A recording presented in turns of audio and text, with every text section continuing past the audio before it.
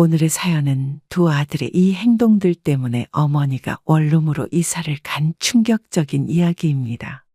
과연 이들 가족에게 무슨 일이 일어난 걸까요? 영상 시청 전 구독과 좋아요 그리고 알림 설정은 큰 힘이 됩니다. 그럼 바로 시작하겠습니다. 지난달 남편이 떠난 후 혼자 살게 된 이 큰 집이 갑자기 낯설게 느껴졌습니다. 30년을 함께 살았던 2층 집은 이제 저 혼자 지키기에는 너무 크고 외로운 공간이 되었습니다. 큰아들 현우가 현관문을 열고 들어왔습니다. 엄마, 또 혼자 계셨어요? 응, 이제 혼자 있는 게 익숙해졌어. 그래도 이렇게 큰 집에서 혼자 계시면 위험하시잖아요. 현우는 거실을 둘러보며 이것저것 살펴보기 시작했습니다. 작은 아들 동우도 오후가 되자 들어왔습니다. 어머니, 형이 다녀갔어요? 응, 방금 갔어. 형이 또 집 얘기했죠? 동우는 부엌으로 가서 집안 구석구석을 살펴보았습니다. 남편이 떠난 지 한 달, 아들들의 방문이 잦아졌습니다. 주말이면 어김없이 찾아와 집안을 둘러보는 두 아들의 모습이 낯설게 느껴졌습니다. 엄마, 지하실 습기 차는 거 봤어요? 큰 공사해야 할 것 같은데. 형, 공사는 무슨? 어머니, 이제 이런 큰 집 관리하시기 힘드실 텐데. 서로 눈치를 보며 집안을 살펴보는 두 아들의 모습에 가슴 한켠이 먹먹해졌습니다. 둘 다 가봐. 저녁 먹을 시간 됐잖아. 아들들을 보내고 나니 집안이 더욱 조용해졌습니다. 남편과 함께 지내던 시절, 이 집은 늘 웃음소리로 가득했습니다. 주말이면 손주들이 찾아와 뛰어다니고 식구들이 모여 식사하던 거실이 이제는 너무 커 보입니다. 여보, 우리 아들들이 왜 이렇게 변한 걸까요? 남편의 사진을 보며 한숨이 나왔습니다. 저녁 무렵 큰 며느리가 반찬을 들고 왔습니다. 어머님, 반찬 가져왔어요. 냉장고에 넣어드릴게요. 고마워. 근데 이렇게 자주 안 와도 돼. 아니에요. 어머님 혼자 계시는 게 걱정돼서요. 며느리는 냉장고를 열어보며 집안을 둘러보았습니다. 남편과 살던 때는 이런 모습들이 따뜻한 관심으로 느껴졌는데 이제는 왠지 불편하게 다가옵니다. 창밖으로 해가 저물어 갑니다. 식탁에 혼자 앉아 밥을 먹으며 오늘도 끝없이 이어지는 생각에 잠깁니다. 당신이 떠나고 나서 우리 집이 이상해졌어요. 밤이 되어 잠자리에 들며 내일도 아들들이 올까 걱정됩니다. 오늘도 아침부터 큰아들 현우가 찾아왔습니다. 마당에 핀 들꽃을 보며 차 한잔 하려는데 현관문 벨이 울렸습니다. 엄마, 아침부터 마당 가꾸느라 힘드시죠? 아니, 이 정도는 할 수 있어. 어머니, 이런 큰 집 관리하기 너무 벅차실 것 같은데. 현우야, 엄마는 아직 멀쩡해. 그래도 2층 계단도 가파르고 마당도 넓으시잖아요. 현우는 마당을 둘러보더니 2층으로 올라갔습니다. 엄마, 2층 화장실 수도꼭지 녹슨 것 좀 보세요. 아들의 발걸음 소리가 2층 여기저기서 들려옵니다. 평소에는 찾지도 않던 다락방까지 올라가 이것저것 살피는 모습이 안쓰럽습니다. 아들아, 커피 한 잔 마시고 가. 네, 근데 엄마 방은 좀 작은 것 같아요. 제 방이 더 넓은데 바꾸실래요? 아들의 말에 순간 가슴이 철렁 내려앉았습니다. 현우의 눈빛이 예전과는 달라 보입니다. 남편이 떠나고 나서부터 아들의 관심이 집으로 향하는 것이 느껴졌습니다. 엄마, 사실 제가 부동산 알아보는 중이에요. 무슨 부동산? 여기 동네 시세요. 요즘 많이 올랐더라고요. 순간 차가운 물을 뒤집어 쓴 것 같았습니다. 마당 한켠에서 자라는 남편이 심은 매화나무가 눈에 들어왔습니다. 현우야, 오늘은 이만 가보렴. 네, 다음에 또 와서 살펴볼게요. 아들을 배웅하고 돌아와 매화나무를 물끄러미 바라봅니다. 남편과 함께 심었던 나무들, 손수 도배했던 벽지, 손주들 키 재던 기둥의 연필 자국. 이 모든 것들이 제게는 보물 같은 추억인데 아들의 눈에는 어떻게 비칠까요? 저녁이 되어 창밖을 보니 매화나무에 꽃봉오리가 맺히기 시작했습니다. 남편은 매년 봄이면 이 자리에서 매화꽃을 기다리곤 했습니다. 옥상 텃밭의 상추며 고추도 이제 봄을 맞아 새순을 틔우고 있습니다. 여보, 우리 큰아들이 집을 너무 자주 살펴보네요. 식탁에 혼자 앉아 밥을 먹으며 무거운 마음을 달래봅니다. 이제는 아들의 방문이 반갑지만은 않은 이유를 스스로도 모른 척하고 싶습니다. 큰아들이 돌아가고 얼마 지나지 않아 작은아들 동우가 들어섰습니다. 이제는 아들들의 방문이 일상이 되어버린 것 같습니다. 어머니, 형이 또 집 얘기했죠? 아니, 그냥 들렀다 갔어. 저번에 형이 집 팔자고 했다면서요. 너희 형이 걱정돼서 그런 거야. 제가 어머니랑 같이 살면 되잖아요. 동우야, 아들의 말에 답답함이 밀려왔습니다. 현관에 놓인 동우의 구두가 평소보다 깨끗해 보입니다. 부동산을 들렀다 온 걸까 하는 생각이 스쳐 지나갔습니다. 어머니, 형은 바빠서 자주 못 오시잖아요. 동우는 거실 벽지를 손으로 만지며 이야기를 이어갔습니다. 평소엔 보이지 않던 벽지의 얼룩도 찾아내며 이것저것 지적합니다. 어머니, 이 집 너무 오래됐어요. 남편과 함께 고른 벽지인데 이제는 흠집 난 곳만 보이나 봅니다. 창가에 놓인 화분들을 바라보며 한숨이 나왔습니다. 동우야, 엄마는 이 집이 좋아. 그래도 너무 낡았잖아요. 이 집에서 니들 다 키웠는데. 동우는 아버지가 쓰던 서재로 향했습니다. 책장 위 아버지의 사진을 보더니 갑자기 말을 꺼냅니다. 어머니, 제가 이 집에서 살면서 모실게요. 순간 아버지의 사진이 흔들리는 것 같았습니다.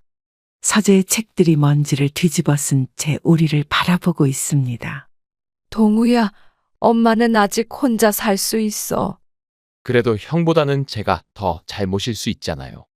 마당에 감나무가 눈에 들어왔습니다. 동우가 초등학교 때 심었던 나무인데 이제는 그 키가 2층까지 자랐네요. 엄마, 이제 밥도 혼자 하시기 힘드실 텐데. 동우의 목소리가 점점 낮아졌습니다. 창밖으로 보이는 하늘이 점점 흐려져 갑니다. 비가 올 것 같은 하늘처럼 제 마음도 점점 무거워집니다. 그만 가봐. 며느리가 기다릴 거야. 네, 곧 다시 올게요. 아들을 배웅하고 돌아와 거실에 홀로 앉았습니다. 이제는 두 아들의 방문이 서로를 견제하는 것처럼 느껴집니다. 서재의 책장을 정리하며 남편의 체온이 묻어있는 책들을 만져봅니다. 저녁 무렵 감나무 그림자가 길게 늘어졌습니다. 토요일 아침 현관문 벨소리가 울렸습니다. 이번 주말은 큰아들 현우가 먼저 찾아왔네요. 엄마, 오늘은 제가 집 수리 좀 해드릴게요. 무슨 수리를 한다고 이른 아침부터 왔어? 2층 전등이 흔들린다고 하셨잖아요. 그냥 전구만 갈면 돼. 아니에요. 제대로 고쳐드려야죠. 그 정도는 엄마가 할 수 있어. 현우는 공구 가방을 들고 2층으로 올라갔습니다. 전등을 살피는 척하면서 천장 구석구석을 들여다보는 모습이 의심스럽습니다. 점심때가 되자 동우도 들어섰습니다. 어머니, 주방 싱크대 수리하러 왔어요. 한참을 주방 구석구석을 살피던 동우가 갑자기 말을 꺼냅니다. 어머니, 이 집 배관이 다 낡았네요. 2층에서는 전등을 고치던 현우가 내려왔습니다. 엄마, 천장에 습기 찬 흔적이 있어요. 두 아들은 서로를 의식한 듯 집안 여기저기를 둘러보기 시작했습니다. 지하실부터 다락방까지 그들의 시선이 닿지 않는 곳이 없습니다. 남편과 함께 살던 30년 동안은 몰랐던 집의 흠이 이제야 보이는 걸까요? 동우야, 주방은 그냥 두면 안 돼? 안 돼요, 어머니. 공사 좀 해야 할 것 같아요. 집안 곳곳을 들여다보는 아들들의 눈빛이 날카로워 보입니다. 옥상 방수공사, 화장실 타일 교체, 마당 포장. 하나둘 불편한 점을 찾아내는 아들들의 모습에 답답함이 밀려옵니다. 형, 여기 배수관도 교체해야 될 것 같은데요. 그래. 내가 다음 주에 업체 불러볼게. 서로 경쟁하듯 수리할 곳을 찾아내는 두 아들을 보며 한숨이 나왔습니다. 남편이 평생을 들여 가꾼 집이 이제는 낡고 불편한 공간으로만 보이나 봅니다. 둘 다 이제 그만하고 밥이나 먹자. 저녁이 되어서야 두 아들이 돌아갔습니다. 텅 빈 거실에 혼자 앉아 있으니 집안 곳곳이 아들들의 시선으로 보이기 시작합니다. 벽지에 얼룩, 바닥에 흠집, 천장에 습기 자국. 하지만 이 모든 것들이 제겐 추억이 담긴 흔적일 뿐인데요. 수요일 오후, 큰며느리가 반찬통을 들고 찾아왔습니다. 요즘은 일주일에 한 번씩 반찬을 만들어 온다고 합니다. 어머님, 오늘은 장조림이랑 멸치볶음 해왔어요. 수고했다. 냉장고에 넣어두렴. 어머님, 냉장고가 너무 오래된 것 같아요. 아직 멀쩡해? 잘 써지고 있어. 근데 어머님, 부엌이 너무 좁지 않으세요? 며느라, 이 정도면 충분해. 주방 구석구석을 살피던 며느리의 시선이 식당으로 향했습니다. 식당 벽까지 줄자로 재는 모습이 의아했습니다. 남편이 살아계실 때는 이런 모습을 본 적이 없었는데 말입니다. 어머님, 이 벽 허물면 훨씬 넓어질 것 같아요. 며느리는 휴대폰으로 사진을 찍기 시작했습니다. 거실부터 주방까지 카메라 플래시가 이곳저곳에서 번쩍입니다. 사진은 왜 찍니? 아, 그냥 인테리어 참고용이에요. 현숙이의 눈빛이 평소와는 다르게 느껴졌습니다. 반찬을 핑계로 오는 횟수가 늘어난 것도 이제야 이해가 갑니다. 주방 서랍을 열어보고 싱크대 밑을 들여다보는 모습이 마음에 걸립니다. 어머님, 2층은 방이 몇 개예요? 너희들 다 잘할 때 쓰던 방 그대로야. 며느리는 2층으로 올라가 방마다 크기를 재기 시작했습니다. 메모장에 뭔가를 적어가며 이것저것 확인하는 모습이 낯설게 느껴졌습니다. 어머님, 2층 구조가 참 특이하네요. 손주들 크기를 재던 벽에 연필 자국을 보며 옛 생각이 났습니다.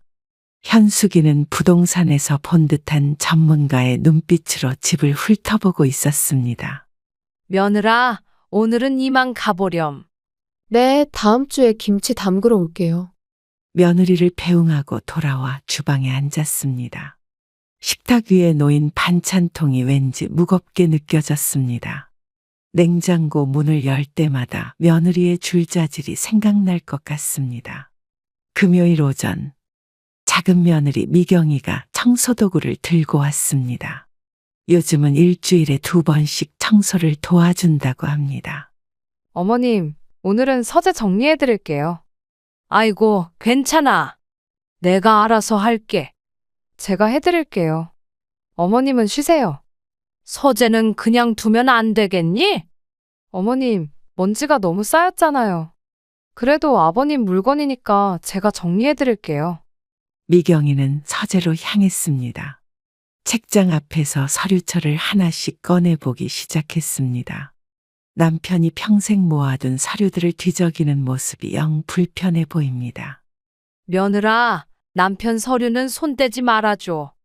어머님, 여기 등기부등본이랑 통장도 있네요? 미경이의 손길이 서류 보관함으로 향했습니다. 책상 서랍을 열어보더니 무언가를 휴대폰으로 찍기 시작합니다. 사진은 왜 찍니? 아, 정리하기 전에 찍어두는 거예요. 서재 구석구석을 살피는 며느리의 눈빛이 날카롭게 느껴졌습니다. 남편의 책상 위에 놓인 사진을 바라보았습니다. 책장 사이사이를 훑어보는 미경이의 모습이 마음에 걸립니다.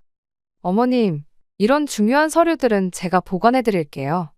서류를 챙기려는 미경이의 손을 잡았습니다. 아니다, 그냥 두고 가. 어머님, 미경이는 아쉬운 듯 서류들을 제자리에 돌려놓았습니다.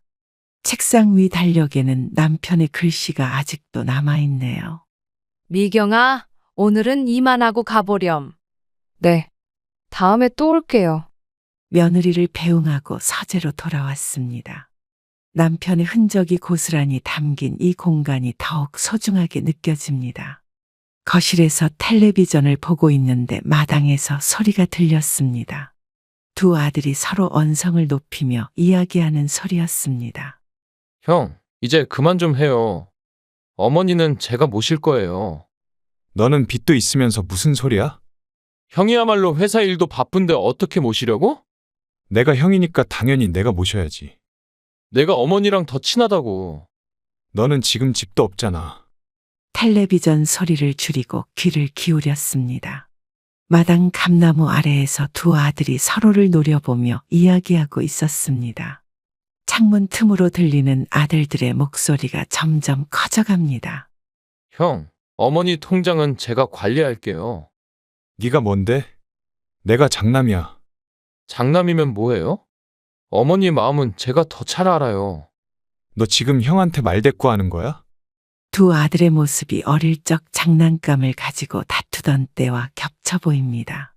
하지만 지금은 장난감이 아닌 저를 두고 다투는 것이 안타까웠습니다. 난 어머니 모시고 이 집에서 살 거야. 형이 꼭 이 집에 살아야 되는 이유라도 있어? 너는 집 팔아서 돈 써버릴 거 아냐? 형이야말로 사업한다고 다 날릴 거잖아. 마당의 감나무가 바람에 흔들리며 우수수 잎을 떨어뜨립니다. 남편과 함께 심은 이 나무도 아들들의 다툼을 보며 슬퍼하는 걸까요? 여보, 우리 아들들이 이렇게 변할 줄 몰랐어요. 식탁에 놓인 남편 사진을 바라보며 한숨이 나왔습니다. 저녁 무렵이 되어서야 아들들의 언쟁이 끝났습니다. 두 아들 모두 화가 난 얼굴로 각자의 집으로 돌아갔습니다. 텅 빈 마당에 감나무 잎만 달빛에 반짝이고 있네요. 이제는 두 아들의 방문이 더욱 두려워집니다. 일요일 아침 두 아들이 함께 찾아왔습니다. 평소와 달리 정장 차림의 모습이 의아했습니다. 어머니, 아버님 재산 정리 좀 해야 할 것 같아요. 무슨 재산 정리? 통장이랑 도장 좀 주세요. 엄마가 알아서 할게. 어머니, 저희가 관리해 드릴게요. 남편이 남긴 통장을 손에 꼭 쥐었습니다. 서재 책상 서랍 속 봉투가 자꾸 신경 쓰입니다. 어머니, 재산 관리는 장남인 제가 해야죠. 형, 어머니 통장은 제가 맡을게요. 동우야, 너는 빚도 있잖아. 다투는 두 아들 사이로 남편의 모습이 겹쳐 보입니다. 평생을 모아온 돈이 이렇게 다툼의 대상이 될 줄은 몰랐습니다. 어머니, 빨리 도장이라도 주세요. 아들들의 목소리가 점점 거세져 갑니다. 남편과 함께 모은 통장들이 서랍 속에서 무거워만 보입니다. 현우야, 동우야, 이제 그만 가보렴. 거실 시계가 천천히 흘러갑니다. 아들들의 시선이 서재와 제 가방을 번갈아 오가는 것이 보입니다. 남편이 평생 모아온 재산이 이제는 두 아들의 욕심거리가 되어버렸네요. 창밖으로 보이는 하늘이 유난히 높아 보입니다. 여보, 우리 돈이 아이들 마음까지 흐리게 할 줄은 몰랐어요. 식탁에 놓인 남편 사진이 눈물겹게 느껴졌습니다. 월요일 저녁, 큰아들이 서류 가방을 들고 찾아왔습니다. 평소와는 다른 정중한 태도가 의아했습니다. 엄마, 저기 좀 상의 드릴 게 있어요. 이 시간에 무슨 일이니? 사실 제가 사업 자금이 좀 필요해서요. 그래서? 이 집을 담보로 대출을 좀 받았으면 해서요. 현우야, 아들은 서류 가방에서 은행 서류들을 꺼내기 시작했습니다. 식탁 위로 여러 장의 서류가 펼쳐졌습니다. 엄마, 제가 다 갚을 거예요. 그 돈으로 뭐 하게? 사업 확장하려고요. 지금이 기회예요. 이 집은 안 돼. 아들의 눈빛이 날카로워졌습니다. 남편과 함께 평생을 모아 장만한 이 집이 담보가 된다고 생각하니 마음이 아팠습니다. 현우는 서류를 하나씩 설명하기 시작했습니다. 이자율, 상환 계획, 사업 전망, 어려운 용어들이 귓가를 맴돕니다. 엄마, 이거 사인만 해주시면 돼요. 식탁 위에 놓인 도장이 무겁게만 느껴졌습니다. 현우야, 엄마는 이 집이 너무 소중해. 아들의 표정이 점점 굳어갔습니다. 엄마, 나 이번이 마지막 기회예요. 거실 벽에 걸린 가족 사진이 흐릿하게 보였습니다. 아이들을 키우며 이 집을 지켜온 세월이 주마등처럼 스쳐갔습니다. 여보, 우리 아들이 집을 담보로 하자고 해요. 밤이 깊어가는데 아들은 쉽게 돌아갈 기미를 보이지 않았습니다. 서류들은 여전히 식탁 위에 놓여 있었고 현우의 시선은 도장에 고정되어 있었습니다. 화요일 아침, 작은 아들 동우가 커피를 들고 찾아왔습니다. 평소와 달리 고급 원두 커피를 사온 것이 눈에 띄었습니다. 어머니, 이거 비싼 커피예요.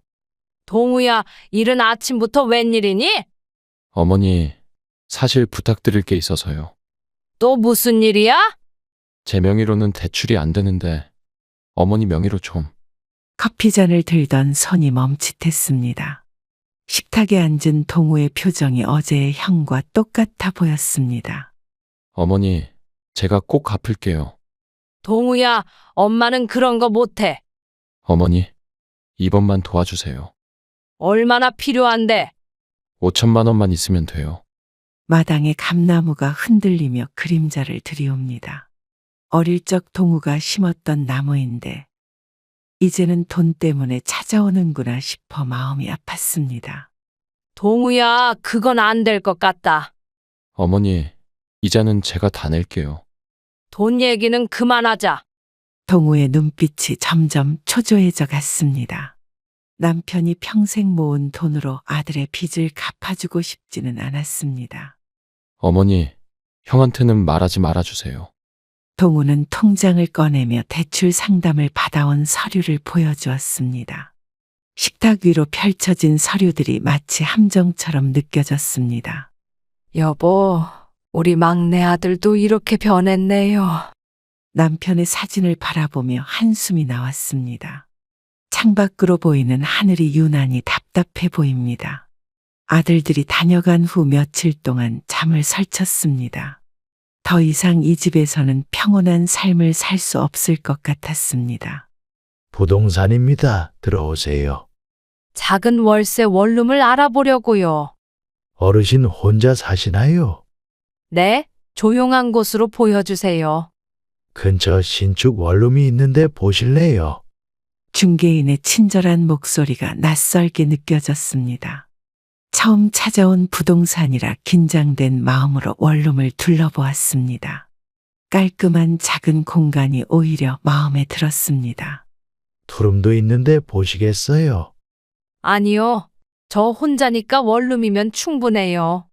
보증금은 어느 정도로 생각하세요? 적당히 있어요.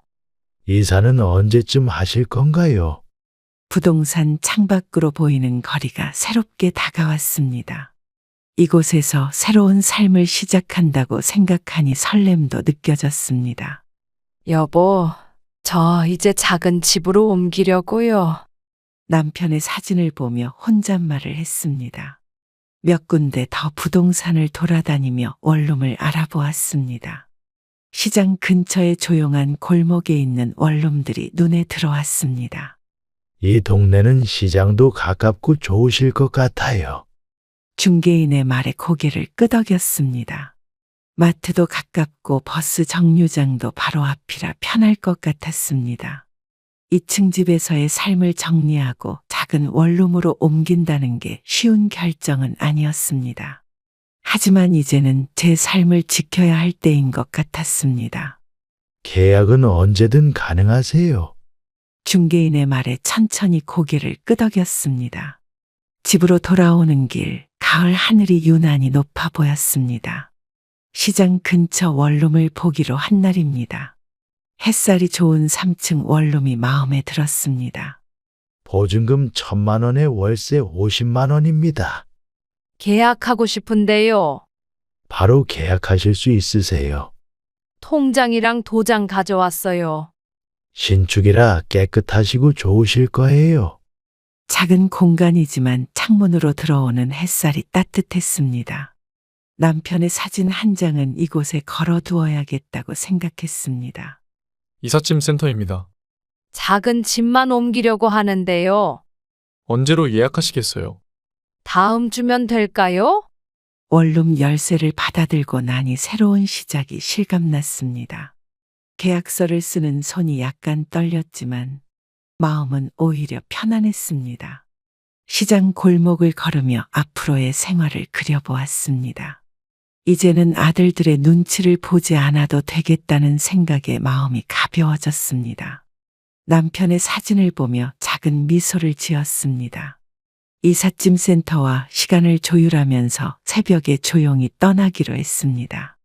한평생 살았던 집을 떠난다는 건 쉬운 결정이 아니었지만 이제는 제 삶을 찾아야 할 때였습니다. 시장 근처라 장보기도 편할 것 같아 마음에 들었습니다. 계약금 영수증 여기 있습니다. 영수증을 받아들며 새로운 출발을 실감했습니다. 집으로 돌아가는 길, 마트에 들러 작은 화분을 하나 샀습니다. 오늘부터 조금씩 짐을 옮기기 시작했습니다. 제일 먼저 남편의 사진과 옷장 속 소중한 물건들을 챙겼습니다. 택시기사님, 시장 근처 신축 원룸으로 가주세요. 할머니, 이사 가시는 거예요? 아니요, 그냥 짐 정리 좀 하려고요. 서랍 속 오래된 앨범들과 손때 묻은 물건들을 하나씩 고르는 일이 쉽지는 않았습니다. 여보, 우리 살림살이를 이렇게 정리하네요. 남편의 물건들을 정리하며 지난 날들이 떠올랐습니다. 할머니, 도와드릴까요? 아니에요, 혼자 할 수 있어요. 원룸으로 들어서며 새로운 시작을 실감했습니다. 작은 공간이지만 이제는 제 마음대로 꾸밀 수 있다는 생각에 설렜습니다.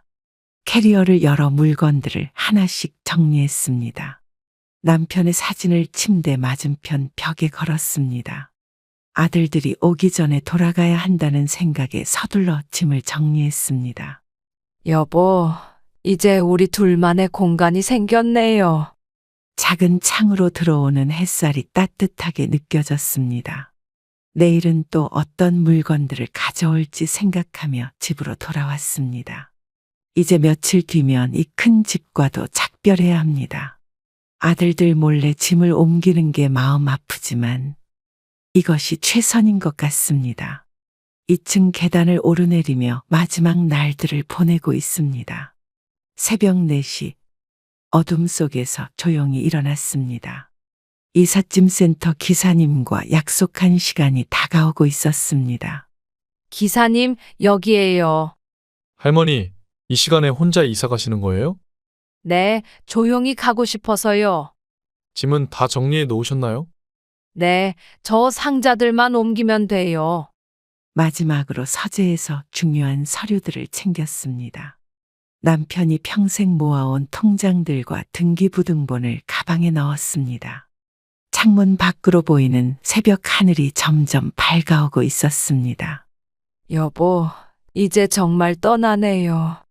30년 동안 살았던 집을 돌아보니 눈시울이 붉어졌습니다. 감나무 아래 벤치에 잠시 앉아 마지막 모습을 담아봅니다. 2층 창문으로 비치는 달빛이 낯설게 느껴졌습니다. 기사님, 이제 가시죠. 작은 짐차가 골목을 빠져나갑니다. 아직 잠든 동네를 지나며 새로운 시작을 실감했습니다. 차창 밖으로 보이는 풍경이 마치 영화처럼 흘러갔습니다. 시장 근처 원룸에 도착하자 날이 밝기 시작했습니다. 여기 내려주세요. 짐을 내리며 뒤돌아보니 이제 정말 돌아갈 수 없을 것 같았습니다. 작은 엘리베이터에 짐을 실어 올리는 동안 많은 생각이 스쳐갔습니다. 창가에 남편의 사진을 놓으며 새로운 하루가 시작됐습니다. 아침 햇살이 원룸 창가에 비치기 시작했습니다. 이제 아들들에게 알려야 할 시간이 되었습니다. 휴대폰을 꺼내 천천히 문자를 써내려갔습니다. 현우야, 동우야. 엄마가 이제 혼자 살고 싶어서 월세로 나왔다. 어머니, 갑자기 무슨 일이세요? 엄마, 어디로 가신 거예요? 걱정하지 마. 엄마는 이제 조용히 혼자 살고 싶구나? 지금 어디세요? 제가 바로 가보겠습니다. 찾아올 필요 없어. 엄마가 선택한 거야. 원룸 창밖으로 시장 풍경이 보입니다. 아침 일찍부터 시장 상인들의 분주한 모습이 눈에 들어옵니다. 휴대폰이 계속해서 울리지만 받고 싶지 않았습니다. 작은 화분에 물을 주며 새로운 하루를 시작했습니다. 여보, 우리 아들들이 많이 놀랐나 봐요. 남편의 사진을 바라보며 한숨을 내쉬었습니다. 원룸 안에 짐을 정리하면서 마음도 차분해지는 것 같았습니다. 시장에서 들려오는 활기찬 소리가 오히려 위로가 되었습니다. 아들들의 연락이 계속되었지만 이제는 제 삶을 찾고 싶었습니다. 창가에 놓인 작은 화분이 햇살을 받아 반짝입니다. 이제부터는 제 마음대로 살아볼 생각입니다. 시장 골목의 분주한 소리가 새로운 시작을 알리는 것 같았습니다. 아들들의 문자가 계속 왔지만 이제는 대답하지 않기로 했습니다. 창밖으로 보이는 하늘이 유난히 맑아 보입니다. 이사 온 지 하루 만에 현관 초인종이 요란하게 울렸습니다. 두 아들이 문 앞에 서 있었습니다. 어머니, 이게 무슨 일이세요? 갑자기 이러시면 어떡해요? 엄마가 선택한 거야. 왜 이런 작은 데로 오셨어요? 이제 큰 집은 싫다. 어머니, 다시 돌아가시죠. 아들들의 목소리가 점점 커져갔습니다. 원룸 안에 들어선 두 아들의 표정이 좋지 않았습니다. 작은 창으로 들어오는 햇살이 갑자기 흐려진 것 같았습니다. 이런 데서 어떻게 사세요? 난 여기가 좋아. 어머니, 우리가 잘 모실게요. 더 이상의 얘기는 그만하자. 형, 어머니 모시고 가야죠? 두 아들은 원룸을 둘러보며 한숨을 쉬었습니다. 창밖으로 시장의 소란한 소리가 들려왔습니다. 여보, 우리 아들들이 화가 많이 났네요. 남편의 사진을 바라보며 마음을 다잡았습니다. 작은 화분에 물을 주면서 아들들의 성화를 견뎌냈습니다. 이제는 제 삶을 지켜야 할 때라고 생각했습니다. 시장 골목의 소음이 오히려 위로가 되었습니다. 아들들의 성난 목소리가 점점 멀어져 갔습니다. 일주일째 아들들의 설득이 계속되었습니다. 오늘도 두 아들이 원룸을 찾아왔습니다. 어머니, 이제 여기서 나오세요? 이제는 내 마음대로 살고 싶다. 저희가 잘못했어요. 잘못한 게 아니라 욕심을 부린 거지. 그래도 어머니, 시장 골목의 소란한 소리가 우리의 대화를 감싸고 있었습니다. 작은 창가에 앉아 차를 마시며 아들들을 바라보았습니다. 이제 내 돈으로 월세 내면서 살 거야. 그래도 이런 데서는. 난 여기가 좋아. 형, 엄마 좀 설득해봐. 원룸의 작은 공간이 오히려 마음을 편하게 해주었습니다. 시장 상인들의 활기찬 목소리가 새로운 힘이 되어주었습니다. 여보, 이제 저 혼자만의 삶을 살아보려고요. 남편의 사진을 바라보며 마음을 다잡았습니다. 화분에 물을 주는 일상이 새롭게 느껴졌습니다. 이제는 더 이상 아들들의 눈치를 보지 않아도 됩니다. 작은 베란다에서 바라보는 하늘이 넓어 보였습니다. 시장 골목의 맛있는 냄새가 저희 새로운 일상이 되었습니다. 엄마의 선택을 존중해 주렴. 마지막 한마디를 남기고 아들들을 돌려보냈습니다. 창밖으로 저녁 노을이 스며들고 있었습니다. 아침 일찍 법무사 사무실을 찾았습니다. 아들에게 줄 재산을 기부에 쓸 수 있을까 알아보기 위해서였죠. 어머님, 정말 기부를 쓰시겠어요? 네, 결정했어요. 두 아드님은 아시나요? 오늘 오라고 연락했어요. 어머님, 신중히 생각해 보셨나요? 아들들이 법무사 사무실에 도착했습니다. 서류를 보는 순간 두 아들의 얼굴이 굳어졌습니다. 어머니, 이러지 마세요. 이제 그 집은 니들이 알아서 해. 갑자기 이러시면 어떡해요? 난 이제 그 집에 미련 없다. 법무사님께서 서류를 내밀었습니다. 검은 잉크가 하얀 종이 위에서 번져갔습니다. 남편과 함께 지켜온 집을 놓아주는 순간이었습니다. 여보, 이제 정말 떠나보내네요. 창밖으로 보이는 하늘이 맑았습니다. 서류에 도장을 찍는 순간 마음이 이상하게 가벼워졌습니다. 아들들은 아무 말도 하지 못한 채 서류를 바라보았습니다. 30년의 세월이 담긴 집을 내려놓는 순간이었습니다. 이제는 정말 새로운 시작을 할 수 있을 것 같았습니다. 저는 묵묵히 일어나 법무사 사무실을 나왔습니다. 작은 원룸으로 돌아와 창밖을 바라보며 한숨을 내쉬었습니다. 그래도 이제는 제 삶을 찾아가는 것 같아 마음이 편했습니다. 창가에 화분에 물을 주며 다음 만남을 기약했습니다. 시장 근처 원룸에서의 새로운 생활이 시작되었습니다. 아침이면 시장 상인들의 활기찬 목소리가 들려옵니다. 아주머니, 오늘 나온 상추 싱싱해요. 어제보다 더 신선하네요. 단골이신데 서비스 드릴게요. 고마워요. 내일도 들를게요. 아주머니, 혼자 사시는데 반찬 많이 드세요? 시장 상인들과 이웃이 되어가는 즐거움이 새롭게 다가왔습니다. 작은 베란다의 화분들도 하나둘 늘어갔습니다. 이제는 아들들의 눈치를 보지 않고 제 마음대로 살 수 있어 좋습니다. 여보, 이제야 편안해졌어요. 남편의 사진을 바라보며 미소 지었습니다. 원룸 창가에서 바라보는 하늘이 더욱 높아 보입니다. 시장 골목의 맛있는 냄새를 맡으며 장을 보는 일상이 즐겁습니다. 할머니, 오늘은 무슨 반찬 드세요? 이웃들과 나누는 소소한 대화가 행복합니다. 큰 집에서는 느끼지 못했던 자유로움이 좋습니다.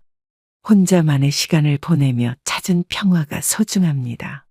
아침마다 베란다에 앉아 차를 마시는 여유가 생겼습니다. 지나가는 사람들의 웃음소리가 이제는 친근하게 들립니다.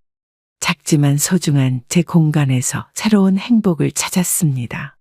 이제야 진정한 제 삶을 살게 된 것 같아 마음이 편합니다. 이번 사연은 어머니가 요양원에 가게 되면서 일어나는 충격적인 이야기입니다. 과연 이들 가족에게 무슨 일이 일어난 걸까요? 영상 시청 전 구독과 좋아요 그리고 알림 설정은 큰 힘이 됩니다. 그럼 바로 시작하겠습니다. 아들이 퇴근하고 집에 돌아와 거실에서 저와 마주 앉았네요. 퇴근 후라 피곤해 보이는 얼굴이지만 뭔가 할 말이 있어 보이는 표정입니다. 저는 아들의 표정을 보면서 왠지 모를 불안감이 스쳐 지나갔어요. 평소와 다른 무거운 분위기가 감돌았습니다. 어머니, 오늘은 일찍 퇴근했어요. 그래, 피곤해 보이는구나. 어머니, 드릴 말씀이 있어서요. 무슨 일인데 그러니? 요양원에 대해 어떻게 생각하세요? 뭐라고? 갑자기 왜 그런 말을 하니? 어머니 건강도 안 좋으시고. 차가운 공기가 흐르는 거실에서 저는 한동안 말을 잇지 못했어요. 아들의 말뜻을 이해하지 못한 것은 아닙니다. 요즘 제가 아들 내외에게 부담이 되고 있다는 것을 모르는 척했을 뿐이에요. 밤이면 찾아오는 관절통 때문에 신음소리를 내지 않으려 이불로 입을 틀어막곤 했습니다. 며느리가 출근하기 전에 챙겨주는 아침상을 받으면서도 죄송한 마음에 밥맛이 없었어요. 아들이 퇴근하고 돌아오면 피곤한 기색을 보이면서도 저를 걱정하는 모습이 안쓰러웠습니다. 엄마가 알아서 할게. 어머니, 네 걱정하는 거 알아. 저는 힘겹게 자리에서 일어나 방으로 들어왔어요. 문을 닫고 창밖을 바라보니 저녁 노을이 붉게 물들어 있었습니다. 창가에 놓인 화분의 꽃잎이 바람에 흔들리는 모습을 멍하니 바라봤어요. 어둠이 내리기 시작하자 방 안은 점점 더 컴컴해졌습니다. 불을 켜지 않은 채로 오랫동안 그대로 앉아 있었어요. 아들과 며느리의 속삭이는 소리가 희미하게 들려왔지만 귀 기울여 듣지 않았습니다. 어느새 달빛이 방 안으로 스며들었어요. 달빛 아래서 벽에 걸린 가족 사진이 희미하게 보였습니다. 젊은 시절 남편과 찍은 사진부터 아들의 초등학교 졸업식 사진까지. 시간이 이렇게 흘러갔구나 싶어 마음 한켠이 저려왔어요. 내일이면 요양원 이야기를 다시 꺼낼 테지만 오늘은 이대로 조용히 밤을 보내고 싶었습니다. 달빛이 만든 그림자가 바닥에 길게 드리워졌어요. 방 안에 흐르는 정막이 오히려 위안이 되었습니다. 이제는 결정을 해야 할 때가 온 것 같아요. 젊은 시절 남편과 함께 시장 골목에서 반찬 가게를 운영했던 때가 떠올랐습니다. 그때는 힘들어도 남편이 곁에 있어 든든했어요. 아침 일찍부터 밤늦게까지 장사하는 게 고되지 않았던 건 서로를 바라보는 것만으로도 힘이 났기 때문이죠. 그러던 어느 날 비가 많이 오던 날이었습니다. 오늘은 일찍 들어가 봐야겠어. 조심히 다녀와요, 여보. 걱정 말고 가게 정리하고 들어가. 우산 꼭 쓰고 다녀. 알았어요. 그날 이후로 남편의 목소리를 다시는 들을 수 없게 되었어요. 교통사고 소식을 듣고 달려갔을 때는 이미 늦어버렸습니다. 갑자기 혼자가 된 저는 장례를 치르고 며칠을 멍하니 보냈어요. 하지만 오래 슬퍼할 겨를이 없었습니다. 어린 아들을 혼자 키워야 했기에 다시 가게 문을 열었어요. 이제는 혼자서 반찬을 만들고 혼자서 손님을 맞이했습니다. 새벽부터 일어나 장을 보고 밤늦게까지 가게를 운영했어요. 손님들은 제가 만든 반찬이 맛있다며 칭찬해 주셨습니다. 아주머니 김치는 우리 엄마가 담그던 맛이야. 이제 반찬은 여기서만 사가요. 혼자서 얼마나 힘드세요. 아들 잘 키우실 거예요. 매일 반복되는 일상이었지만 포기할 수 없었어요. 아들이 자라나는 모습을 보며 더 열심히 일했습니다. 가게 일이 끝나면 이웃집 옷 수선도 맡아서 했어요. 밤늦게까지 재봉틀 돌아가는 소리가 들려도 힘들다고 생각하지 않았습니다. 아들이 학교에서 받아온 성적표를 보면 모든 피로가 눈 녹듯 사라졌어요. 반찬 가게 옆 문방구 아저씨가 가끔 아들 공부를 봐주시기도 했습니다. 시장 사람들은 저마다 방식으로 저희 모자를 도와주셨어요. 야채 가게 할머니는 싱싱한 채소를 싸게 주셨고 생선 가게 아저씨는 좋은 생선을 골라주셨습니다. 그렇게 시장은 저희의 또 다른 가족이 되어주었어요. 아들은 착하게 자라주었고 공부도 열심히 했습니다. 반찬 가게를 찾는 손님들은 아들 자랑하는 제 모습을 보며 흐뭇해하셨어요.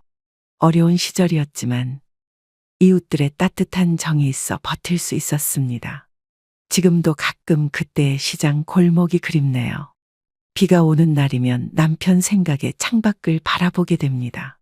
하지만 이제는 그 추억이 아프지만은 않아요. 그 시절이 있었기에 지금의 제가 있다는 걸 알기 때문입니다. 아들의 대학교 학비를 벌기 위해 저는 밤늦게까지 이웃집 옷 수선을 했어요. 쉴 새 없이 돌아가는 재봉틀 소리가 깊어가는 밤을 채웠습니다. 옷 수선비로 받은 돈을 모아 아들 책값을 마련했어요. 때로는 손이 떨려 바늘에 실을 꿰기도 힘들었지만 포기할 수 없었습니다. 아들이 공부하는 모습을 볼 때면 모든 피로가 씻겨 내려갔어요. 늦은 밤 재봉틀 앞에서 졸다가도 아들 얼굴을 떠올리면 다시 정신이 들었습니다. 엄마, 이렇게 늦게까지 일하지 마. 괜찮아. 엄마는 힘들지 않아. 저 때문에 고생하시는 거 알아요. 공부만 열심히 해. 약속할게요. 꼭 성공해서 효도할게요. 그래, 우리 아들 믿는다. 겨울밤이면 손이 얼어붙어도 멈출 수 없었어요. 여름밤엔 등줄기로 흐르는 땀을 닦을 겨를도 없었습니다. 하루하루가 전쟁 같았지만 아들의 미래를 생각하며 버텼어요. 이웃들은 가끔 커피도 타주시고 간식도 건네주셨습니다. 그분들의 따뜻한 마음이 저에게는 큰 위로가 되었어요. 밤늦게 불 켜진 창문을 보고 걱정하시는 이웃들의 마음도 느낄 수 있었습니다. 세월이 흘러 아들이 대학교에 입학하던 날, 저는 몰래 눈물을 훔쳤어요. 그동안의 고단함이 한순간에 녹아내리는 것 같았습니다. 대학 입학식 날 아들은 저를 꼭 안아주었어요. 그 순간만큼은 세상에서 제가 제일 행복한 사람 같았습니다. 이제는 그때의 재봉틀도 기워진 옷가지들도 추억이 되었어요. 하지만 그 시절의 바늘 자국은 아직도 제 손끝에 남아있답니다. 그 작은 상처들이 지금은 오히려 자랑스러운 훈장처럼 느껴져요. 아들이 대기업에 취직하고 얼마 지나지 않아 결혼 소식을 전해왔어요. 예비 며느리를 처음 만난 날 밝은 미소가 인상적이었습니다. 저는 그동안 살던 집에서 나와 작은 단칸방으로 이사를 했어요. 어머니, 저희랑 같이 사시면 안 될까요? 아니야, 새 신혼살림 시작하는데 엄마가 방해될까봐 그래. 어머니, 그래도 혼자 계시면. 걱정 말고 니네 생활해. 주말에는 꼭 찾아뵐게요. 알았어, 잘 살아라. 새 집으로 이사 가는 날 아들 부부의 짐을 챙기는 걸 도와주었어요. 짐을 옮기면서 이것저것 필요한 물건들을 챙겨주었죠. 제가 쓰던 주방용품이나 이불 같은 것들을 하나둘 꺼내주었습니다. 아들은 저희 마음을 알았는지 눈시울을 붉혔어요. 작은 단칸방으로 옮긴 짐은 생각보다 많지 않았습니다. 평생 모아온 살림살이 중 필요한 것만 골라 가져왔어요. 방 한 칸이지만 창문으로 들어오는 햇살이 참 좋았습니다. 아침이면 일찍 일어나 동네 산책을 하며 하루를 시작했어요. 이웃들과 인사를 나누고 가끔은 함께 차도 마시곤 했습니다. 어머니, 불편하신 거 없으세요? 엄마는 이게 더 편해. 식사는 잘하고 계시죠? 걱정 마, 잘 먹고 있어. 주말에 저희가 밑반찬 해다 드릴게요. 그래, 고마워. 작은 방이지만 저만의 공간이 생겨 마음이 편했어요. 아들 부부가 가끔 찾아와 반찬도 채워주고 갔습니다. 혼자만의 시간을 보내는 게 처음에는 낯설었지만 차츰 적응해 갔어요. 창가에 작은 화분을 놓고 매일 물을 주며 키우는 재미도 생겼습니다. 동네 경로당에서 친구들도 생겼어요. 서로의 자식 자랑을 하며 웃고 떠들던 시간이 즐거웠죠. 하지만 밤이 되면 가끔 외로움이 찾아왔습니다. 그럴 때면 아들이 어렸을 때 찍은 사진을 꺼내보곤 했어요. 시간이 이렇게 빨리 흘러갈 줄은 몰랐네요. 이제는 제 곁을 떠나 자기 삶을 살아가는 아들을 보며 뿌듯함을 느꼈습니다. 갑자기 찾아온 관절염으로 건강이 나빠지기 시작했어요. 아들 내외가 저를 모시고 살겠다며 단칸방에서 데리고 왔습니다. 처음에는 반대했지만 혼자 생활하기가 점점 힘들어져 결국 함께 살게 됐어요. 어머님, 이제부터 저희가 잘 모실게요. 미안해서 어쩌나 니네한테 부담되는 것 같아. 어머니, 그런 말씀 마세요. 아들, 엄마가 방해될까봐 걱정이다. 어머니, 저희가 잘할게요. 그래, 고맙다. 아들 부부의 배려 덕분에 편하게 지낼 수 있었지만 마음 한켠이 무거웠습니다. 며느리가 아침마다 챙겨주는 약을 먹으며 죄송한 마음이 들었어요. 퇴근 후 피곤한 기색이 역력한 아들의 얼굴을 볼 때면 마음이 아팠습니다. 서서히 늘어가는 병원비와 약값이 신경 쓰였어요. 아들 부부의 조심스러운 눈치를 보게 되는 날이 많아졌습니다. 어머님, 오늘은 콩나물국 끓여놨어요. 항상 고마워. 약은 드셨어요? 그래, 먹었어. 어머니, 다음 주에 병원 가봐야 할 것 같아요. 알았다. 밤이면 통증 때문에 잠을 설치는 날이 많아졌어요. 아들 부부에게 소리가 들릴까 이불 속에서 앓는 소리를 삼켰습니다. 아침이면 며느리가 출근하기 전에 아침상을 차려주었어요. 하지만 점점 그것조차도 힘들어졌습니다.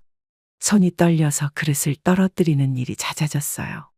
며느리는 아무 말 없이 깨진 그릇을 치워주곤 했습니다.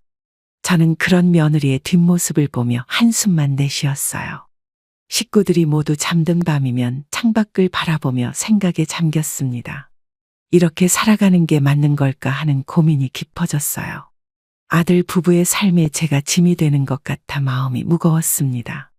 매일 밤 잠들기 전 내일은 좀 더 나아질까 하는 희망을 가져보지만 쉽지 않았어요. 아침이면 다시 시작되는 일상이 저에겐 점점 더 버거워졌습니다. 요양원 입소를 결정한 그날, 저는 오래도록 간직해온 사진첩을 꺼냈어요. 오랫동안 만지지 않은 사진첩은 먼지가 쌓여 있었습니다. 첫 장을 펼치자 남편과 찍은 결혼 사진이 나왔어요. 어머니, 도와드릴까요? 아니, 혼자 할게. 짐 정리는 제가 해드릴게요. 그래도 사진첩만큼은 내가 정리하고 싶어. 어머니, 괜찮아. 한 장 한 장 넘기다 보니 아들의 돌사진이 나왔습니다. 첫걸음마를 뗐을 때의 모습, 유치원 소풍날의 사진들이 있었어요. 시장에서 반찬 가게를 하던 시절의 모습도 있었습니다. 이웃들과 찍은 사진을 보니 그때의 정이 떠올랐어요. 사진 한 장 한 장에 담긴 추억들이 파노라마처럼 스쳐 지나갔습니다. 아들의 초등학교 졸업식 날 찍은 사진을 보며 잠시 눈을 감았어요. 중학교, 고등학교 시절의 사진들도 하나씩 정리했습니다. 대학 입학식 날 찍은 사진에서는 아들의 밝은 미소가 빛났어요. 엄마, 저 사진 기억나요? 그럼 네가 대학 붙었다고 좋아하던 날이지. 어머니, 저 사진은 제가 갖고 있을게요. 그래, 가져가거라. 다음에 또 같이 봐요. 응. 사진첩을 정리하면서 시간 가는 줄 몰랐네요. 마지막 장에는 아들의 결혼식 사진이 있었습니다. 사진들을 다시 한번 쓰다듬어 보았어요. 이제는 누렇게 바랜 사진들이지만 그 속의 추억은 선명했습니다. 몇 장은 요양원에 가져가고 나머지는 아들에게 주기로 했어요. 오랜 시간 함께한 사진첩을 닫으며 깊은 숨을 내쉬었습니다. 창밖으로 노을이 지고 있었어요. 이제 새로운 곳에서의 생활이 시작된다고 생각하니 마음이 복잡했습니다. 하지만 이것도 우리 가족을 위한 결정이라고 스스로를 위로했어요. 밤이 깊어가는 줄도 모르고 사진첩을 매만지고 있었네요. 이제 마지막 정리를 해야 할 시간이 왔습니다. 요양원에 첫 발을 내딛던 날, 낯선 환경에 마음이 떨렸어요. 하얀 벽과 긴 복도, 소독약 냄새가 저를 맞이했습니다. 처음 보는 얼굴들 사이에서 저는 잠시 멈춰 섰어요. 어머니, 이쪽이 어머니 방이에요. 여기서 살아야 하는구나. 방은 마음에 드세요? 창문이 있어서 다행이구나. 저희가 자주 찾아올게요. 그래.